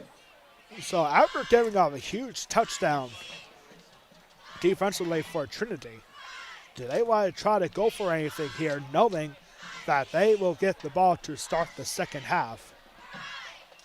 We're about to find out.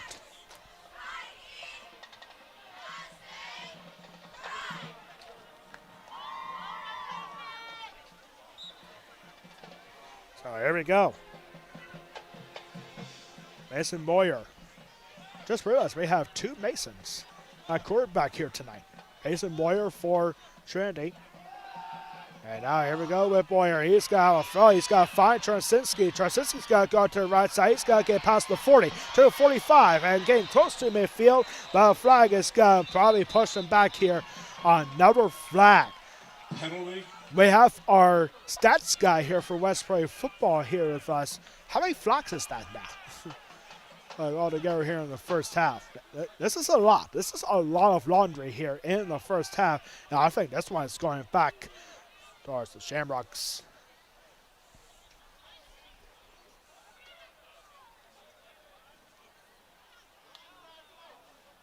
That's an out to a receiver downfield. Legal motion here, I guess it's called on. What was that? I have no idea. Blindside block. A blindside block? That's what that is. Okay, I learned something here tonight, ladies and gentlemen. But that is a big penalty here for the Shamrocks. It's got to bounce him back a lot. And it's got to be first down 11. First down, first and 11 for the Shamrocks. It's a spot on the foul. So it makes it first down and 11.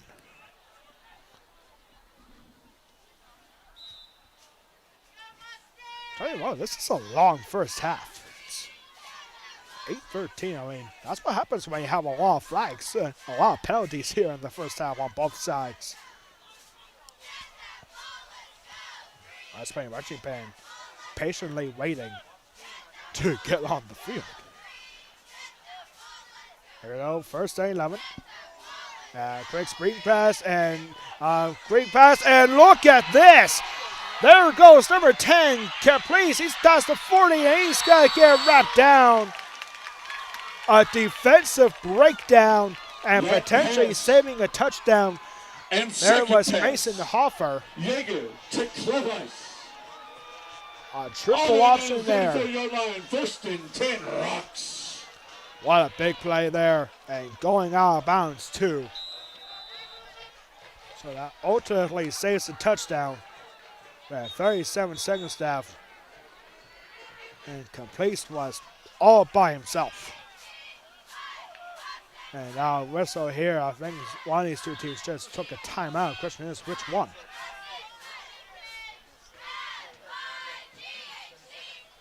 The officials are going to get together here.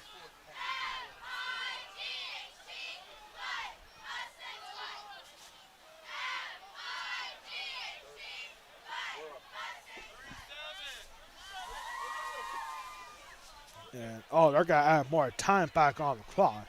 37 seconds. Well, hey, that's what we had here on the scoreboard that you see on the bottom of your screen. Got to add more time back on the clock. But hey, we had it right. How about that? All right. What are you going to be? 1st and 10 here for the Shamrocks out in the Mustang 38. 10 in motion. And here's Boyer. Boyer looking to throw. He's going to find an open receiver and almost dropped, and then it's caught, and it's in. Touchdown, Shamrocks. Bubba Boyer, Marcus Yeager, touchdown. Marcus Yeager, he almost dropped it, and then he's able to tip it up with his fingertips and make a spectacular catch for a touchdown. And now a flag coming in here. I think something was said here by Mustang. Unsportsmanlike conduct. As caught against Trinity. Against Trinity. That's a second unsportsmanlike. Maybe there was something here with the celebration. But it's definitely after the touchdown. So the touchdown will stand. And the Shamrocks strike right back. Here's Logan Amatucci.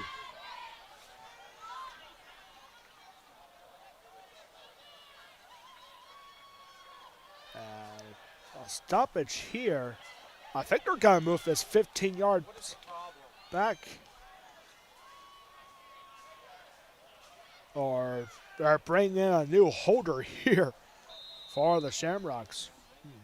Okay. Haven't seen that before, but same kicker, Amatucci.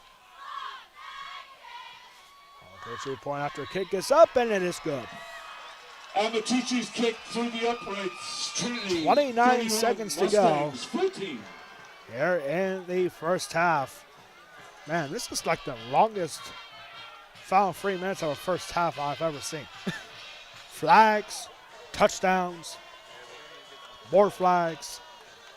A lot of noise here at Cobo Field.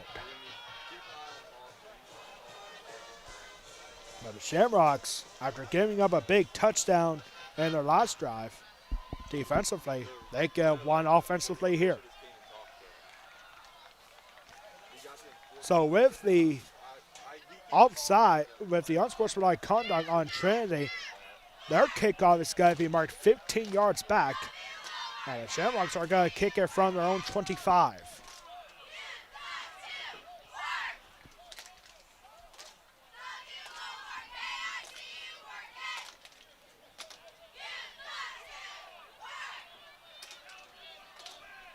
Yeah, this rivalry is really heated up in recent years, and it's being shown right here at Trinity High School on all over the place. Here comes the squib kick. Quinn Palmer's going to have a read on it. He's going to get close to midfield, and now a big pushing ball gets it into Shamrock territory. Kick fielded by Quentin Palm. Quentin Palm gets it out to the 46-yard line, where the Mustangs will have 1st and 10. Shamrocks. Ball placed at the 47-ish. 1st and 10 Mustangs. Ball is marked down at the 47 47-yard line, and timeout is going to be called here by Trinity. Shamrocks. That's their second charge timeout. They'll have one remaining. Tell you what, this is the longest first half, the longest second quarter especially, that I have ever seen. like, you talk about the rivalry between these two teams. It wasn't a big deal back in my day here at West Prairie High School. But now, like, this rivalry has really intense, not just because of football. It's because of the rivalries that we see throughout the PIAA when it comes to public schools like West Prairie versus private Christian schools like Trinity. And that debate has really been going on for such a long time, and it's starting to be shown right here between these two schools. And it's just incredible, an atmosphere that brings us back to the old days, like back in the 80s, where big rivalries were a huge thing, and now you have a big rather personal rivalry between these two schools, not just in football, but also personally. And now here we go with Mason Page on 1st and 10, and Mason Page is going to get wrapped up. I think he was trying to go for it, and the Mustangs are going to take a timeout with 13.2 seconds remaining here in the first half. 2nd and 11.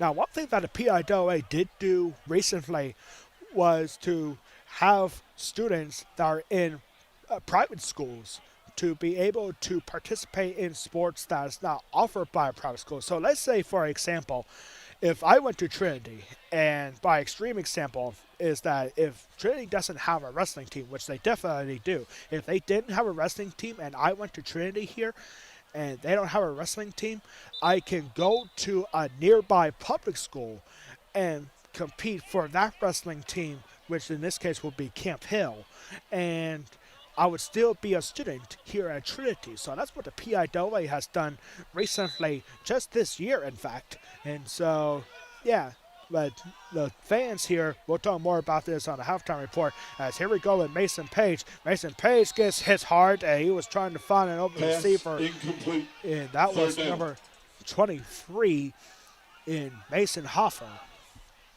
And falls incomplete. 3rd down and 11 with 10 seconds to go.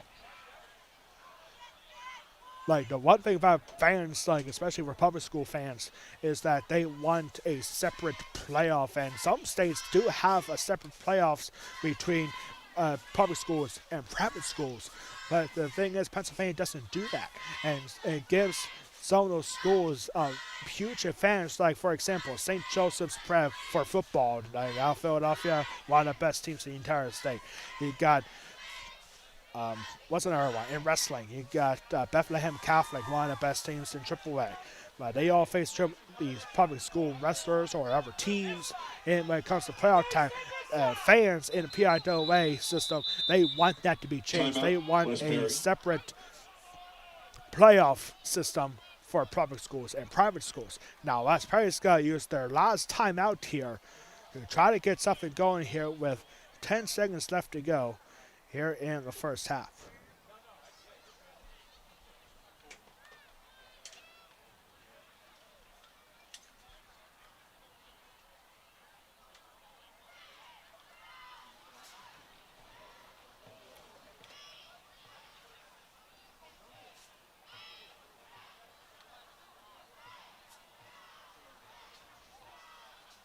So 3rd down and 11 coming up. The Mustangs are trying to cook up something here before the half. Trinity will get the ball to start the second half.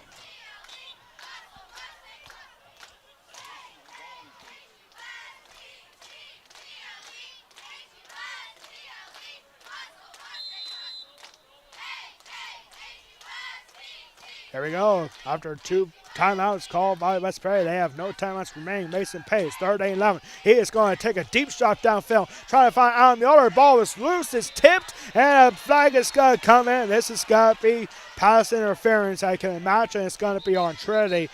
And now the Mustangs will have a decision to make. It's going to be a 15-yard penalty. It's going to give West Prairie a first down, most likely. There's a penalty flag Alan on the Mueller field.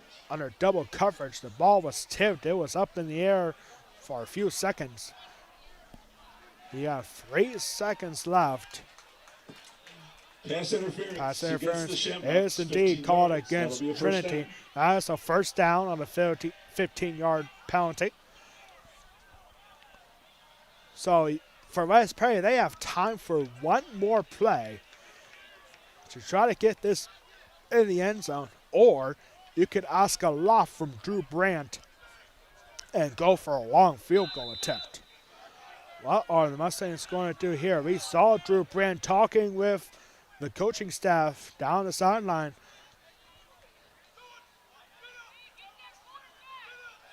And now Drew Brandt is actually going to go to the sideline here, and it seems like we have our answer. West Prairie is going to go for this at the Trinity, what's that, the 33-yard line.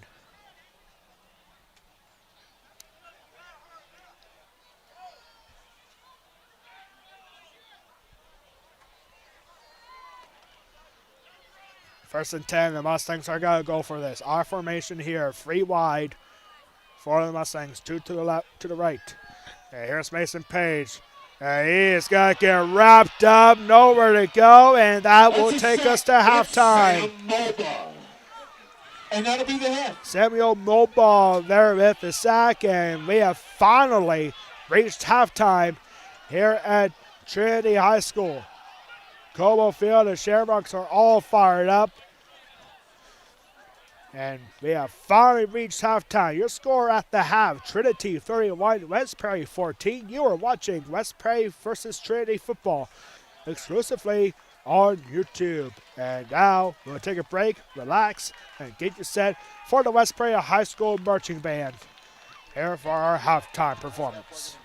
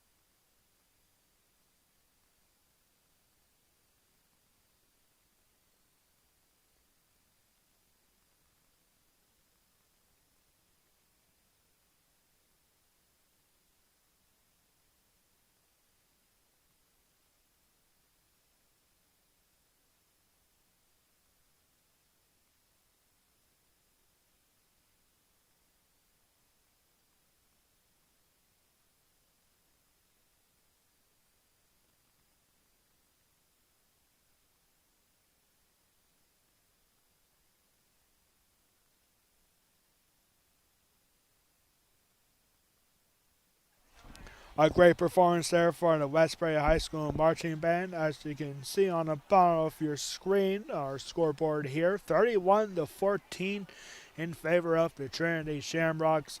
I'll tell you what, that last 4 or 5 minutes of the second half were the longest 4 or 5 minutes that I have ever seen for a football game. I mean, a lot of flags, a lot of trash talking, a lot of touchdowns, a lot of points. I mean, just back and forth, back and forth. I mean, that is what this rivalry is.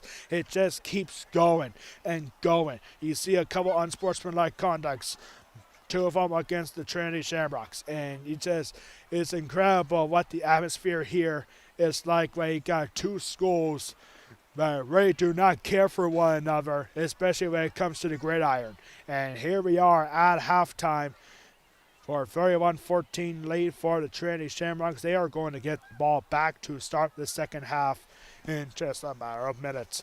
And we have some other scores from around the area. First, take a look at the Mid-Penn Commonwealth Division. The Altoona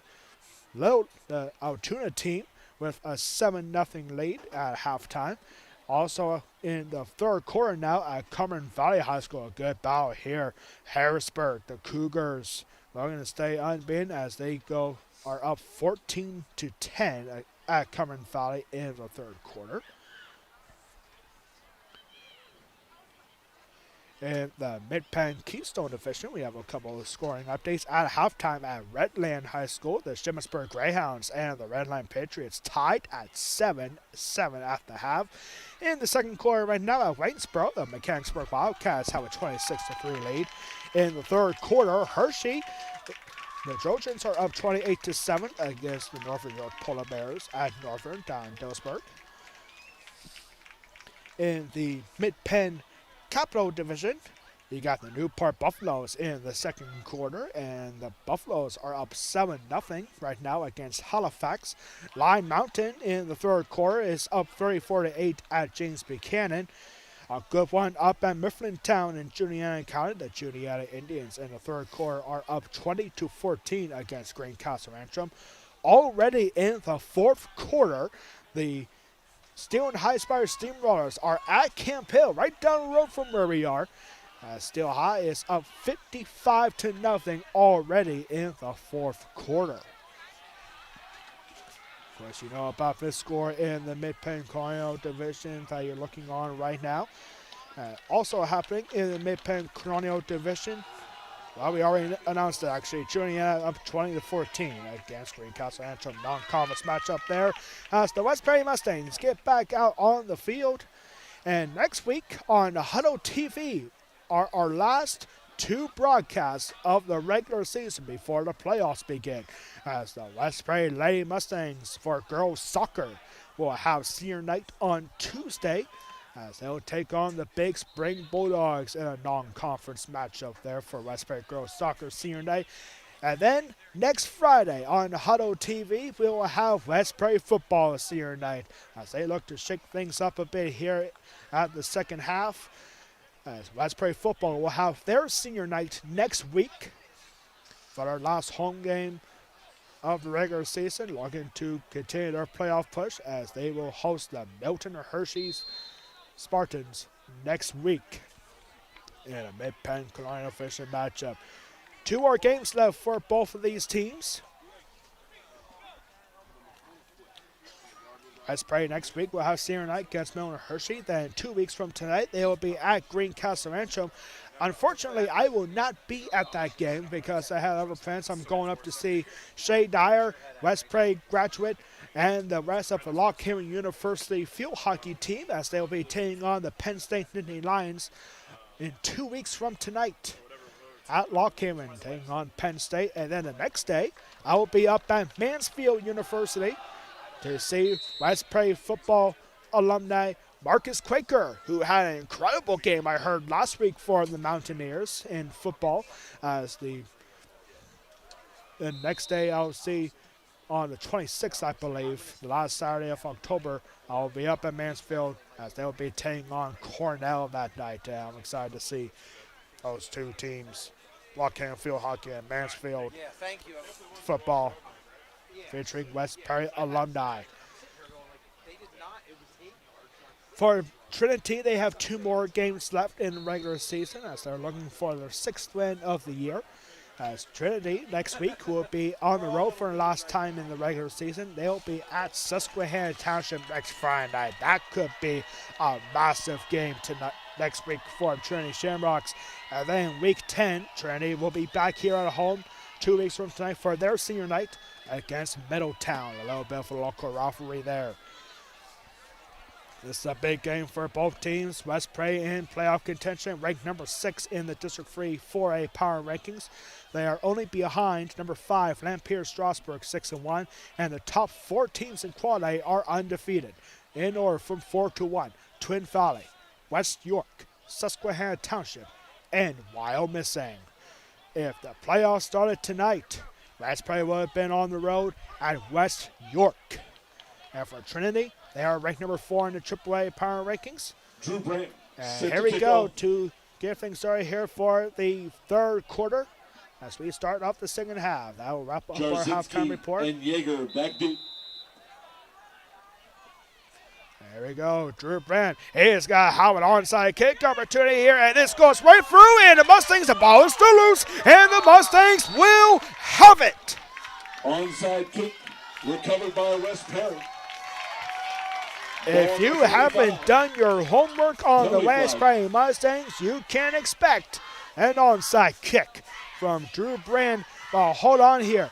Are the officials saying, oh, there's a flag? I don't think it went a full 10 yards before a West Prairie player touched it.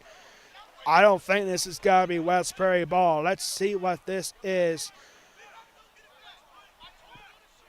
And Trinity is saying it should be their ball because it did not go a full 10 yards before a West Prairie player touched it. However, if a Trinity player touches it first, that's a live ball. Let's see what the officials say here. And, a personal foul is against West Perry. West Perry, 15 yards. So it's 15 yards for West Perry. But I think the Mustangs, yes, the Mustangs do get the ball anyway on the onside kick. So it's not going to be great field position like West Prairie wanted, but the goal remains the same. They get the ball just now at their own 40-yard line. That's tough here for the Mustangs. But, hey, they got the ball back. So here we go with Mason Page. Hand off here to Adam Yoder. Yoder's got to get past the 50, and he's going to get down by number 20, for most likely a first down. Gain of 10. There's a gain of 10 yards, and the Mustangs will have just enough for a first down. Once again, thank you so much for tuning in on YouTube. I am Alex Wall here for our Mid-Penn Colonial Fishing matchup, the last road game of the regular season that I will be doing here on YouTube. I will not be at Green Castle Rancho, unfortunately, in 2 weeks from tonight. Trinity Shamrocks looking for something here, and get a handoff here up the middle for Ospec. Or excuse me, that's Evan Chupa. Evan Chupa looked like he was in trouble there, but he's able to get up to the 45-yard line, make it the 46-yard line. It's a gain of 4. West Prairie Mustangs down big here, but they know a score here will get them right back in the game.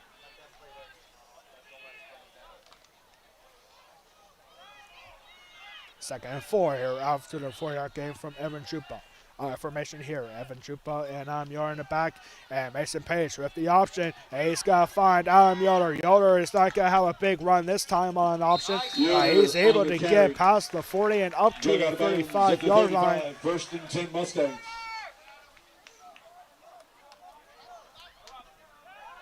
And that is big for the Mustangs, an option play which West Prairie has done so well. Yeah, they fumbled on one earlier in this game. But other than that, they have been solid all season long when it comes to the option plays. Here comes the first and 10. And off here up the middle to Evan Chupa. Chupa is going to get past the 30 and not going to get much else after that. Evan Chupa on the carry. Marcus Yeager on the tackle. Second and 5. Credit with the stop. Pretty good gain there. Gain of 5 for Evan Chupa. It makes it 2nd and 5. Formation once again. Hey, here's a handoff to Adam Yoder this time. He's going to have a spin move here. West Prairie West Prairie coaches are looking for a flag, and there is no flag there. Yoder is going to get some good yardage there on 2nd and 5. He's going to get up to the 26-yard line. It's going to be 3rd and a long yard. Gain of a couple, 3rd and 1.5. It's a long yard coming up here for the West Prairie Mustangs. Time is winding down here in the 3rd quarter. Formation here, and there's the movement, and I think this has got to be on the Shamrocks. Indeed, it is. Offsides, jumping early there. That'll be 5. First down. That's Marcus Yeager. Mustangs. And that's going to be the first time that Trinity will give up a first down on an offsides. West Prairie has been called on that a couple of times in the first half. But now 1st and 10 after a 5-yard penalty. And West Prairie looking for quick work here. Hand off to Evan Chupa. He's got to get into the red zone. And a little bit of a shove here. Chupa. And number 71 stacked up by being the Harris. case here for West Prairie. That is Gain number of 71, 3, Eric 2nd and 7. Bidwell. Remember last year for West Prairie football at home against Trinity, the Mustangs was about to tie up before a failed extra point. By that touchdown that West Prairie scored last time was a fumble recovery in the end zone by Eric Bidwell. Here we go with a handoff. Adam Yoder, he's got to get wrapped up very quick on 2nd and 7, and he's not going to get much of anything. Yoder, Might have lost a yard. Grabbed by Harris, joined by others. Harris the first to greet him. And long 3rd down coming up. West Prairie having a very patient drive here to start the 3rd quarter after recovering an offside kick. But now 3rd down and 7. And there's Page. Page faking a handoff here on an option, and he's got to go up to Melly. He's got to get past the 15 and close to the 10-yard line. And now the Mustangs are going to have a decision to make. It's 4th and short. Looks like about 2 yards. Bushel Shamrocks on the tackle. 4th Some Page and about 1. to get the instruction for the offensive coordinator. So let's see. It looks like the Mustangs are going to be going for this on 4th and 2. Roop Rand, the kicker, not out there. So it looks like the Mustangs are going to go for this on 4th and 2. This is the big play coming up here. Over to the Trinity student section. They really shrunk down, didn't they? They're still over there at the concession stands. 4th and 2. I formation for the Mustangs. And it's a handoff to Chupa. And Chupa diving for it. And he is going to get inside the 10. And that's going to be enough for a first down. Line. He gets enough for a first down.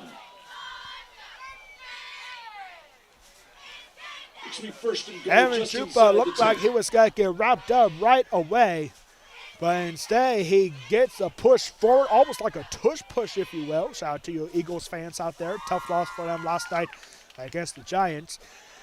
But now, the Mustangs, with that tush push-like maneuver, is going to have 1st and goal from the 9. Mustangs got the ball on an onside kick. And now looking to cash in. Page with the throw, and this is picked off at the goal line.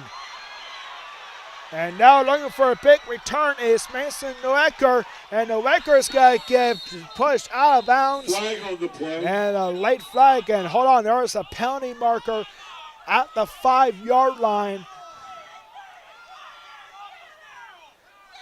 There was a big push there at the end of it.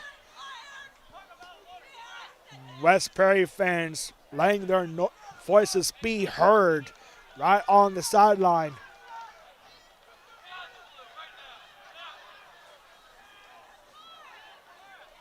And so let's see what this marker is, as it looks like they're playing towards Trinity here.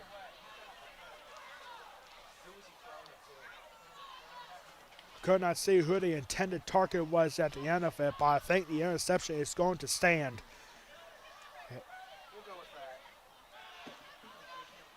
Personal foul. It's a personal Crackback foul. Side block there After on the interception by Trinity. Trinity, it'll be 1st and 10, Rocks. But it's still going to be a first down here for the Trinity Shamrocks as they get the interception right on the goal line there for Noecker. But a long return gets pushed back all the way back to the 6-yard line where the Shamrocks will have 1st and 10. The Mustangs had a good drive going, but the second interception thrown by Mason Page here tonight gives the Shamrocks 1st and 10.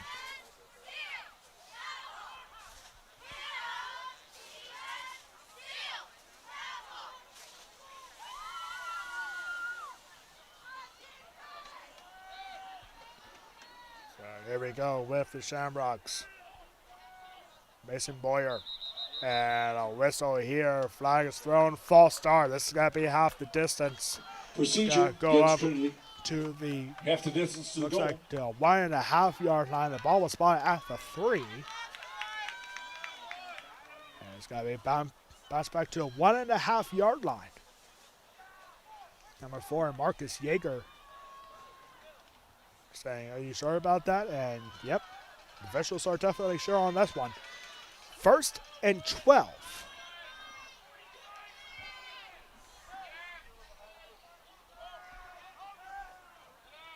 And tailback in motion. And Mustangs just missed a safety. Right there at the goal Harris line. on the Going carry. right through is Harris. Shamrocks Looks to be Page on avoid the bottom of the disaster pile. there. Gain of about 3. Big pile of Second Mustangs led and up a by long Mason Page. 7. Yeah, looks like Mason Page might be shaking up a little bit after that one. Drew Branch coming in on defense.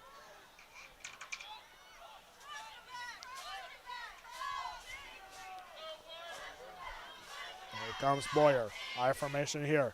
Boyer hand up to Harris. Harris has been having a big game on the ground so far. He has got to get very close to a Harris first again down. on the carry. I think Harris has it. Mark Might it have been down at the 76. 19-yard line. Joe Revere. Joe on the bottom Revere of that. there with the big stop.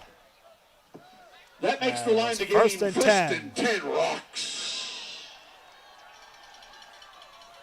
Tell you what, I love the enthusiasm here from the public address announcer up here at Trinity High School. Rocks. You never hear a broadcaster, a play-by-play commentator say that. But hey, if the PA announcer can do it, why not? Very quick third quarter compared to the second quarter we saw. We're down to the final 5 minutes already. 1st and 10. As I hand off to Harris. Harris with a spin move. He's got Trent Hockenberry to beat. Hockenberry able to get him down. Ball was knocked loose, on the but carry. Yeager was definitely down at He's the end out of to the it. 33. That's up to the 1st and 10, 3-yard line. Rocks. And it's another first down Trinity. Tackled by Trent Hockenberry.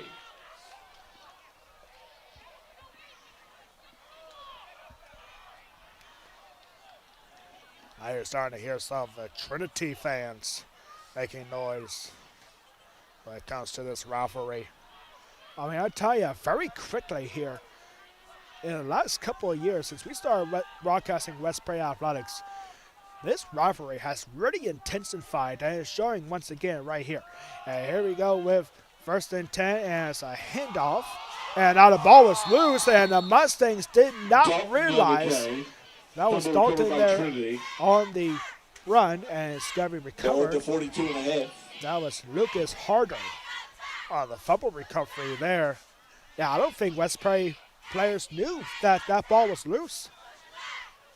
They missed an opportunity on that one. And it's ultimately a gain of 5, makes it 2nd and 5.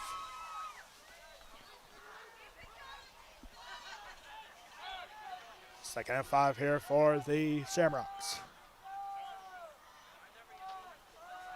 And it's a handoff. And got to be marked Dalton again down on the short. carry. It'll be 3rd and 1 for the Shamrocks. Adam Dalton once again on the carry. And he's able to get 4 yards, and this is going to be 3rd and 1 on the Trinity 42-yard line.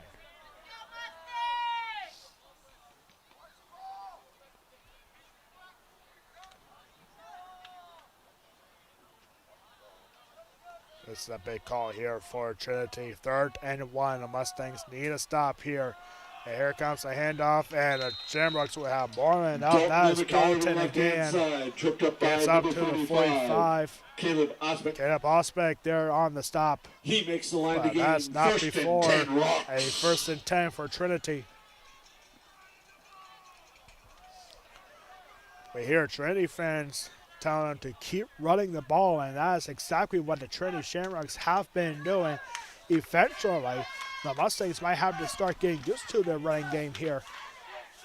Last week, Trinity had 36 points against Bowling Springs, but not a whole lot of offense in terms of yardage. And now here comes the big run up the middle for Harris. And Harris is going to get past the 45 into Westbury territory. And it's another 1st down. Gain of just over 10. First and 10 Rocks.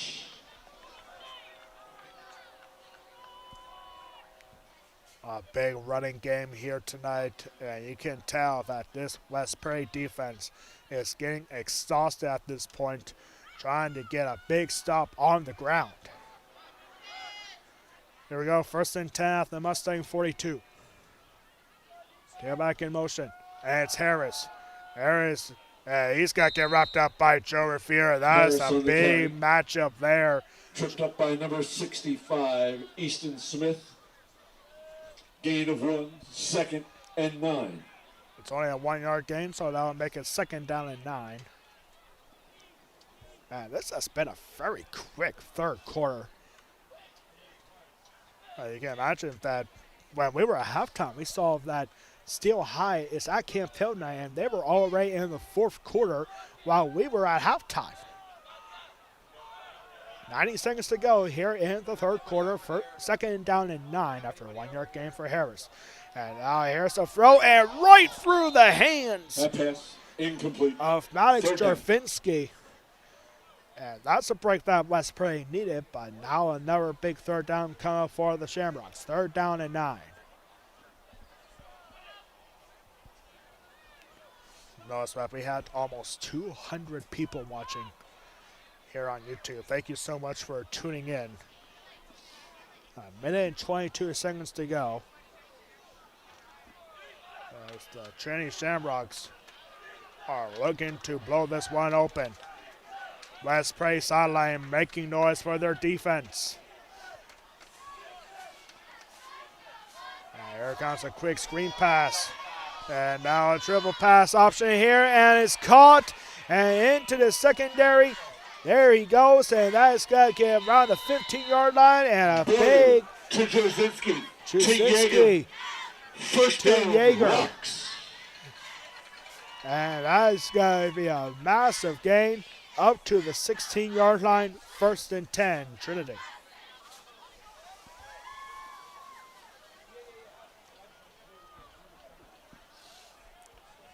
That's the 2nd time now that Trinity has had the triple play there. Quarterback going to Trasinski. Trasinski with an arm. And finding Yeager. Marcus Yeager there. Those are 3 seniors working very well together. And now 1st and 10 from the 16 as we're in the final minute of the 3rd quarter. Boyer with a handoff. And no, he actually takes it himself. And here comes the throw. And trying to get a stop. There were the Mustangs. And catching it is Sweppenheiser.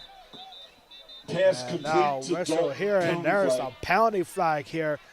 Now this is going to be a personal foul. And it's roughing the passer Personal against foul, the roughing the Mustangs. passer. And this is a trend that we see for West Prairie football all season long. Cramping. Cramping here for West Prairie. And this is Drew Brandt. And guess what cramping means? It's mustard time. They quickly bring out the mustard. For those who don't know, mustard is actually a really big natural recovery thing. There's the mustard right down the throat of Drew Brandt. Ugh. Yeah, mustard apparently helps with cramping. I can't imagine it tastes good. At least give me a hot dog with that. But mustard time. And this is a trend that we have seen for Westbury football every single game. Like normally, you see a lot of cramping in the first 2 or 3 games, which we definitely saw, especially in the first game against Susquehanna. But you're cramping at this point. Something has to change. Like we have seen fans, we heard fans talking every week saying you cannot have a West Perry football game without cramping. And that's the case right here for Drew Brandt. Zach Rudy, the West Perry athletic trainer, here with us tonight as he goes everywhere the team goes. So an entry timeout here for Drew Brandt on cramping. And Drew Brandt, sophomore, getting back up on his feet. The mustard coming from the coolers. But now the Shamrocks are going to have first and goal after the roughing the passer penalty. And it's first and goal from the 8.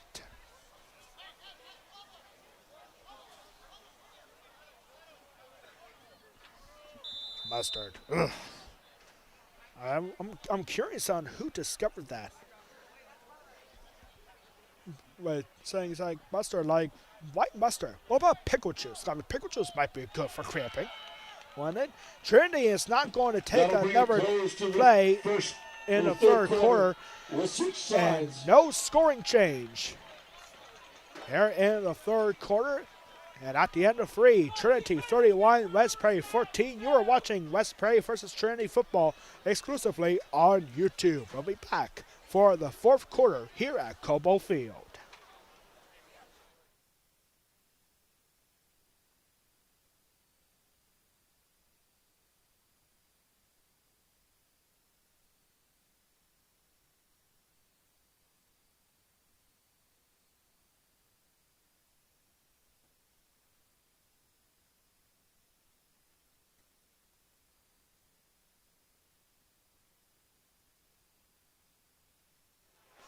We are back here now for the start of the fourth quarter. 31-14, the Trinity Shamrocks looking for a big win and stay within a Big Penn Colonial Fishing Crown, as both these teams are 4-1 in that division. Just one game behind Susquehanna Township, and that's Trinity's next opponent next week at Susquehanna Township for the Indians senior night. And now here we go with the Trinity Shamrocks to start the fourth quarter with first and goal from the 8. Harris in the backfield. And the senior quarterback Mason Boyer. He's got a hand off, and no, Boyer, he's got a flip, and this is going to be somehow caught. Yes, complete for a loss. That's Sean Atkins. Or excuse me, no, that's number 9, Sam Swippenheiser. There on the reception. It'll be second and goal from the 14. Or no, Adam Dalton there on the receiving end. And I think Trinity would have been better off taking the sack, but instead it's caught. Luckily for the Shamrocks, it wasn't intercepted. Somehow it stayed up there and caught by Dalton. But a massive loss here. It's a loss of 5 officially, so second and goal from the 13. The West Bay Mustang defense making noise. And here's a handoff, and Harris, he's got one man to beat. He's got to get past the goal line, and he is in. That's Touchdown, Harris. Shamrocks. That's the goal line. Touchdown, Rocks.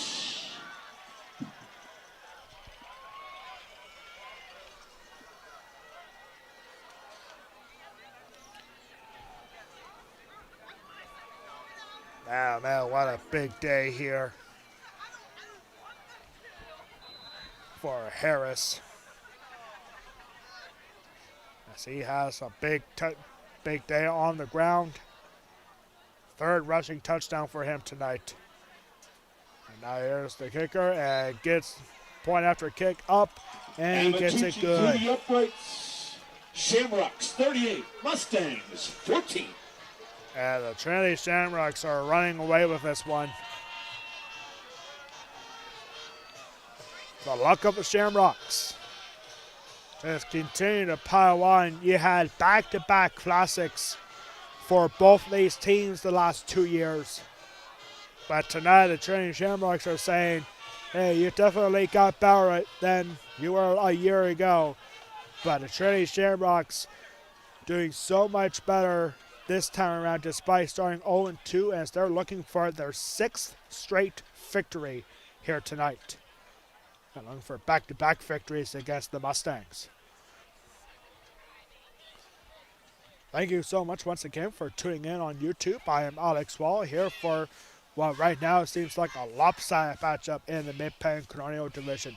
West Prairie football will be back in action next Friday night at home on Huddle TV for senior night. Milton Hershey coming to town next week. The Hershey getting their 2nd win of the season last night against against Boiling Springs. And here we go with a big return and squeezing right through. There is West Perry past the 50 and up to the 42. Christian Loftman there on the return. By Amatucci. Amatucci there on the stop. Biggest kickoff return of the night for the Mustangs. Biggest kickoff return tonight overall. And it goes all the way to the Shamrocks 43-yard line. 1st and 10 Mustangs.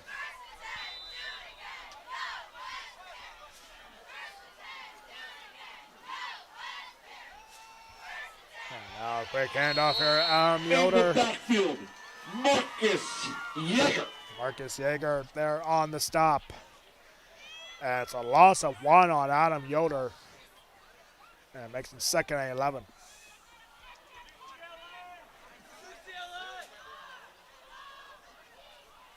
Oh man, did I just hear a bad Penn State reference down there at the Mustang sideline? UCLA. Oh man. Somebody's definitely not happy for the Penn State Nittany Lions. Thinking about this game, it's like UCLA, the game last week. An upset win for the Bruins against Penn State. It's kind of like that here. And now whistle here. Trinity is looking for a false start, and that is the case. A false start on West Perry makes it 2nd and 16. Of course, the Penn State Nittany Lions, homecoming for them tomorrow at 3:30, taking on Northwestern.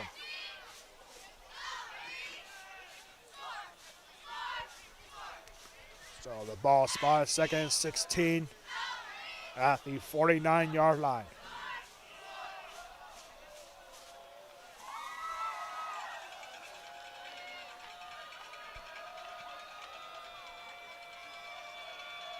Second and 16 after the false start. Time winding down to the final 9 minutes. Mason Page, option, goes over to Adam Yoder. Yoder gets wrapped up quickly after gaining 2 yards, gets pushed back, and the Shamrocks are starting to feel it. Big game atmosphere here, and the Shamrocks are just taking full advantage of it. Flempice on the tackle. Flempice there stopping Gain of 1 on the play. the Mustangs. 3rd and 15. And after all that, it's just a 1-yard gain, and it's 3rd and 15.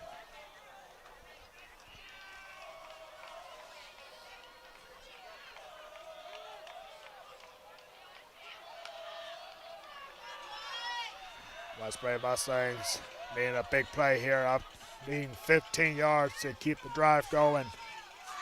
Page throwing, and he finds a wide open receiver in Trent Hockenberry. Hockenberry past the 30. He's got 1 man to beat. He will get past the 25, and that's a big gain up to the 23-yard line. 1st and 10 Mustangs. 1st down, Mustangs.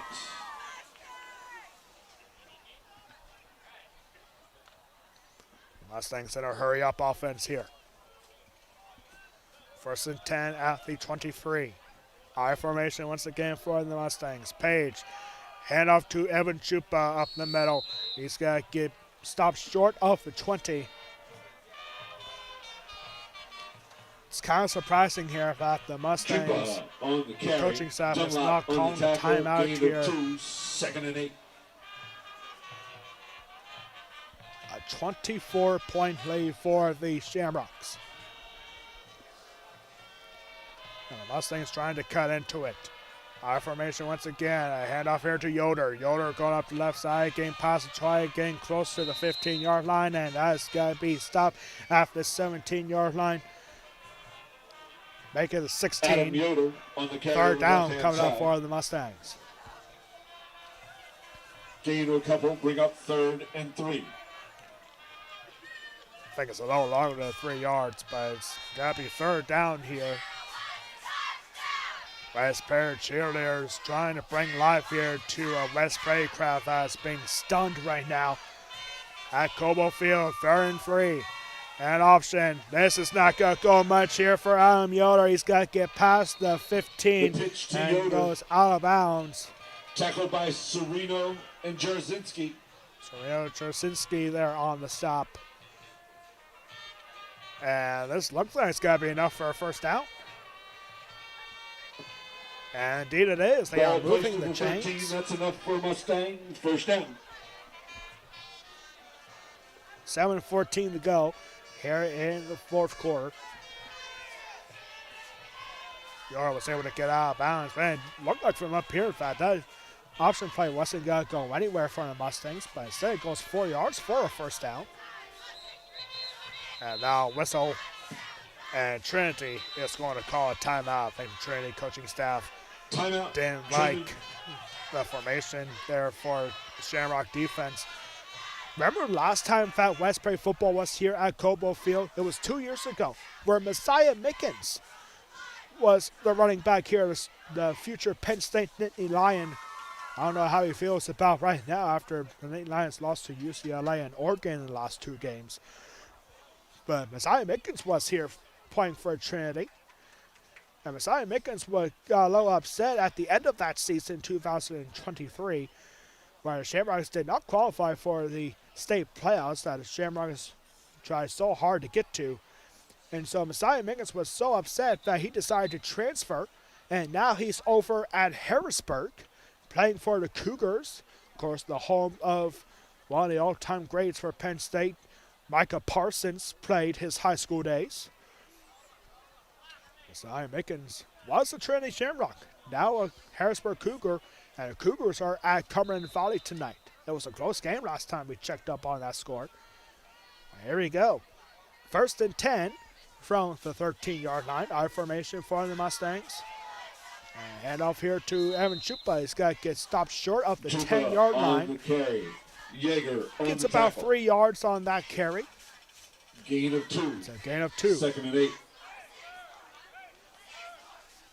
7 minutes and counting. It's a gain of 2 ultimately, so 2nd and 8.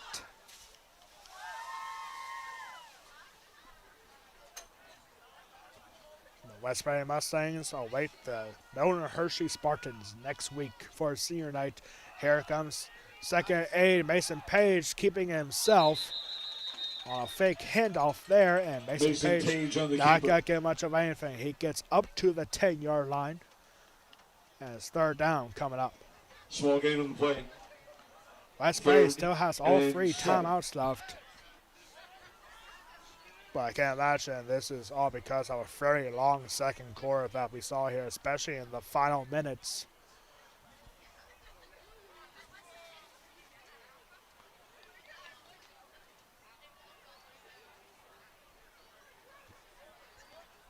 So here we go with 3rd down and 7 at the 10-yard line. The Mustangs can get a first down without scoring. High formation, Page looking to throw. And there's some roughing there, and a flag comes Flag on in. the play. The line judge didn't throw a flag, but a secondary official did. Looked like Gaffin Mann had some arms wrapped around the intended receiver. Yeah, I think this is got to be a first down here for the Mustangs. Let's see what this, there might be pass interference. Well, actually, it wouldn't be a first down if it's, or now Hold on, the official is saying this is a holding. According to the official that threw the flag, they're looking towards the Trinity sideline. Defensive It's a hold. holding on Trinity. Trinity coach is not happy about this call either. But it's not an automatic first down. Instead, or wait a minute, is it? They are moving the ball to the 5-yard line. So it is half the distance. I figured that. And it's not an automatic first down. It's 3rd and 1 after the penalty. So 3rd and 1 after defensive holding. Page looking to get it himself. He's got to get past the 5-yard line, and he's got to be marked back.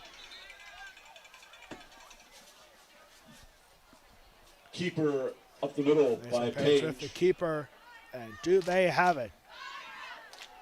I believe they do. 1st and goal And at it is the a 3. first down. 1st and goal at the 3-yard line.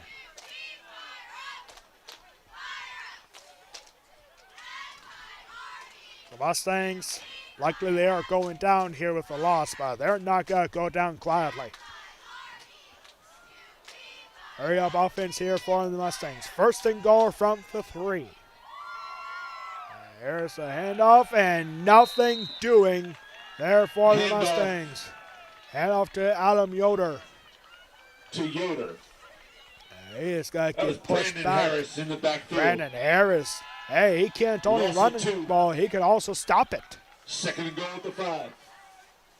Push back a couple yards. 2nd and goal coming up from the Trinity 5.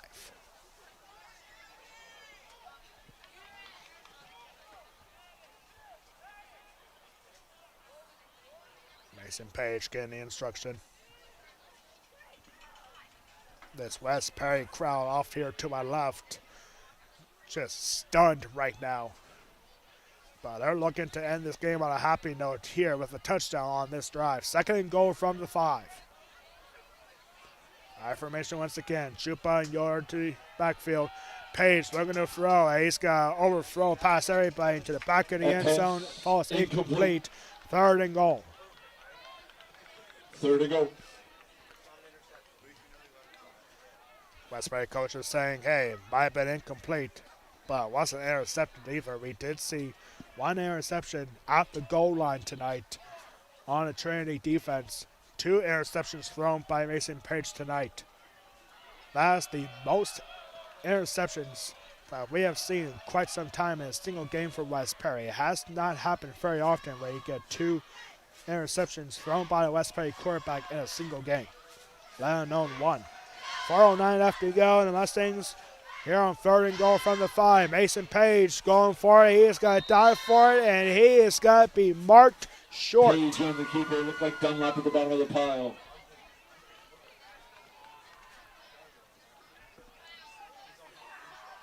Westbury, Ball obviously, placed they're going to go for around this the one. 4th Mason and Page goal. with the keeper. He had a good read on it, dived for it. And he stopped short of the goal line. 4th and goal from the 1.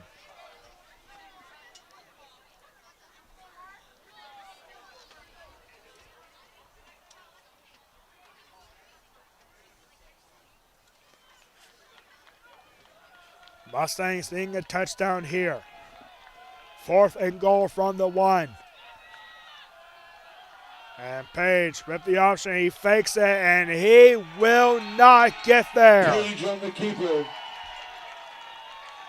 In the backfield. He had the Brandon option. Harris. Mason Page Mason did, Miller. but he Turn the kept ball it down. himself. 1st and 10 Locks. And the Trinity Shamrocks get the stop at the goal line. And it's 1st and 10 from their own 1, Trinity.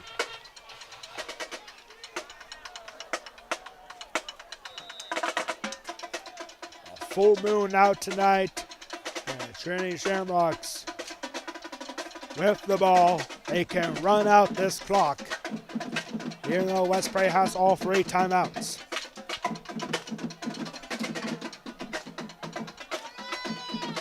There comes a big run up the middle. That is number 8, Adam Dalton. Adam Dalton with the run up the middle. He's up to the 16. First and 10 Rocks.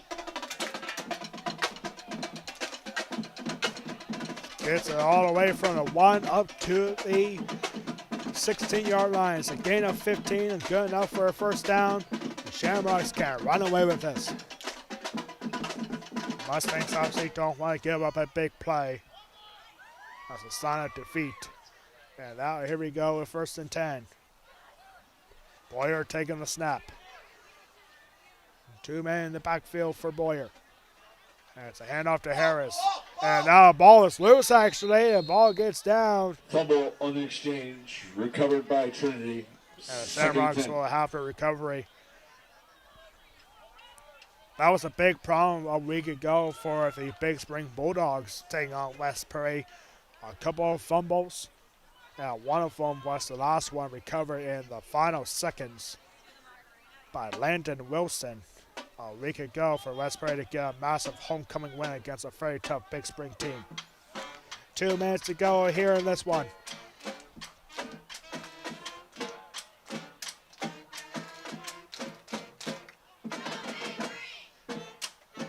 There's Boyer, handoff here. And that's number 26, Brandon Harris again. Harris on the carry on 2nd and 11. And he gets a couple of yards on that one, 3rd and 9. 3rd down. So now I'm curious. If you don't get this on 3rd and 9, what do? Do you punt the ball away? Or do you try to go for it and erase it on ice?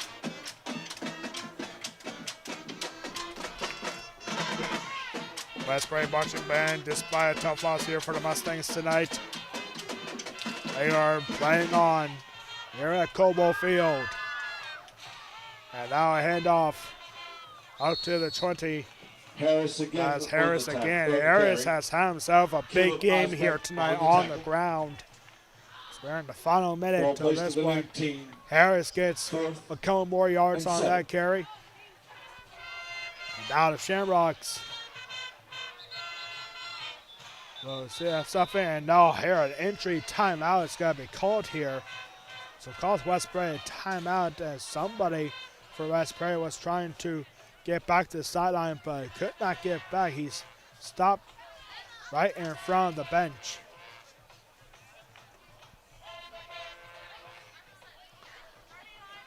.7 seconds left to go here in this one. Next week for both teams, the Trinity Shamrocks will be 1 game behind Susquehanna Township in the Mid-Penn Colonial Division standings. And that is next week for Trinity at Susquehanna Township. What a game that is going to be in the Mid-Penn Colonial Division. Meanwhile, for West Prairie, they'll be back at home for the last time in the regular season. They'll be taking on the Milton Hershey Spartans for senior night next week. That's going to be broadcast live on Huddle TV. Back here after the entry timeout. The entry player for West Prairie is wearing number 45, Caleb Osbeck. Looks to be a bit shaken up at the sideline there. The Trinity Shamrocks don't necessarily have to get another snap here. Well, they actually might have to actually, as the time is going to wind down. Both teams are already lining up for handshakes. And a tough one here for the Mustangs, but the Trinity Shamrocks keep their season and their winning streak going. As the Trinity Shamrocks get a big blowout victory against their biggest rivals in the Mid-Penn Colonial Division, the West Prairie Mustangs. And Trinity extends their winning streak to 6 games after starting 0-2. A big game here tonight. The West Prairie Mustangs, a little bit of a trend here this season. They started the season 3-0 before losing to Susquehanna Township. After that, the Mustangs have won 3 in a row and now losing to Trinity also on the road. Tough one here for the Mustangs, but their playoff hopes are still very much alive as far as being in the top 4 goes, that might not be the case for much longer. But the Mustangs still have a shot of hosting a playoff game, but that is not for another 3 weeks from tonight, as the West Prairie Mustangs will now prepare for senior night next week at Mustang Stadium as they take on Milton Hershey in a big Mid-Penn Colonial fishing matchup. Milton Hershey getting a big win last night against Bowling Springs. So Milton Hershey 2-6 on the year. Wow, they'll take on West Prairie, who are now 6-2 overall, now 4-2 in the Mid-Penn Colonial division.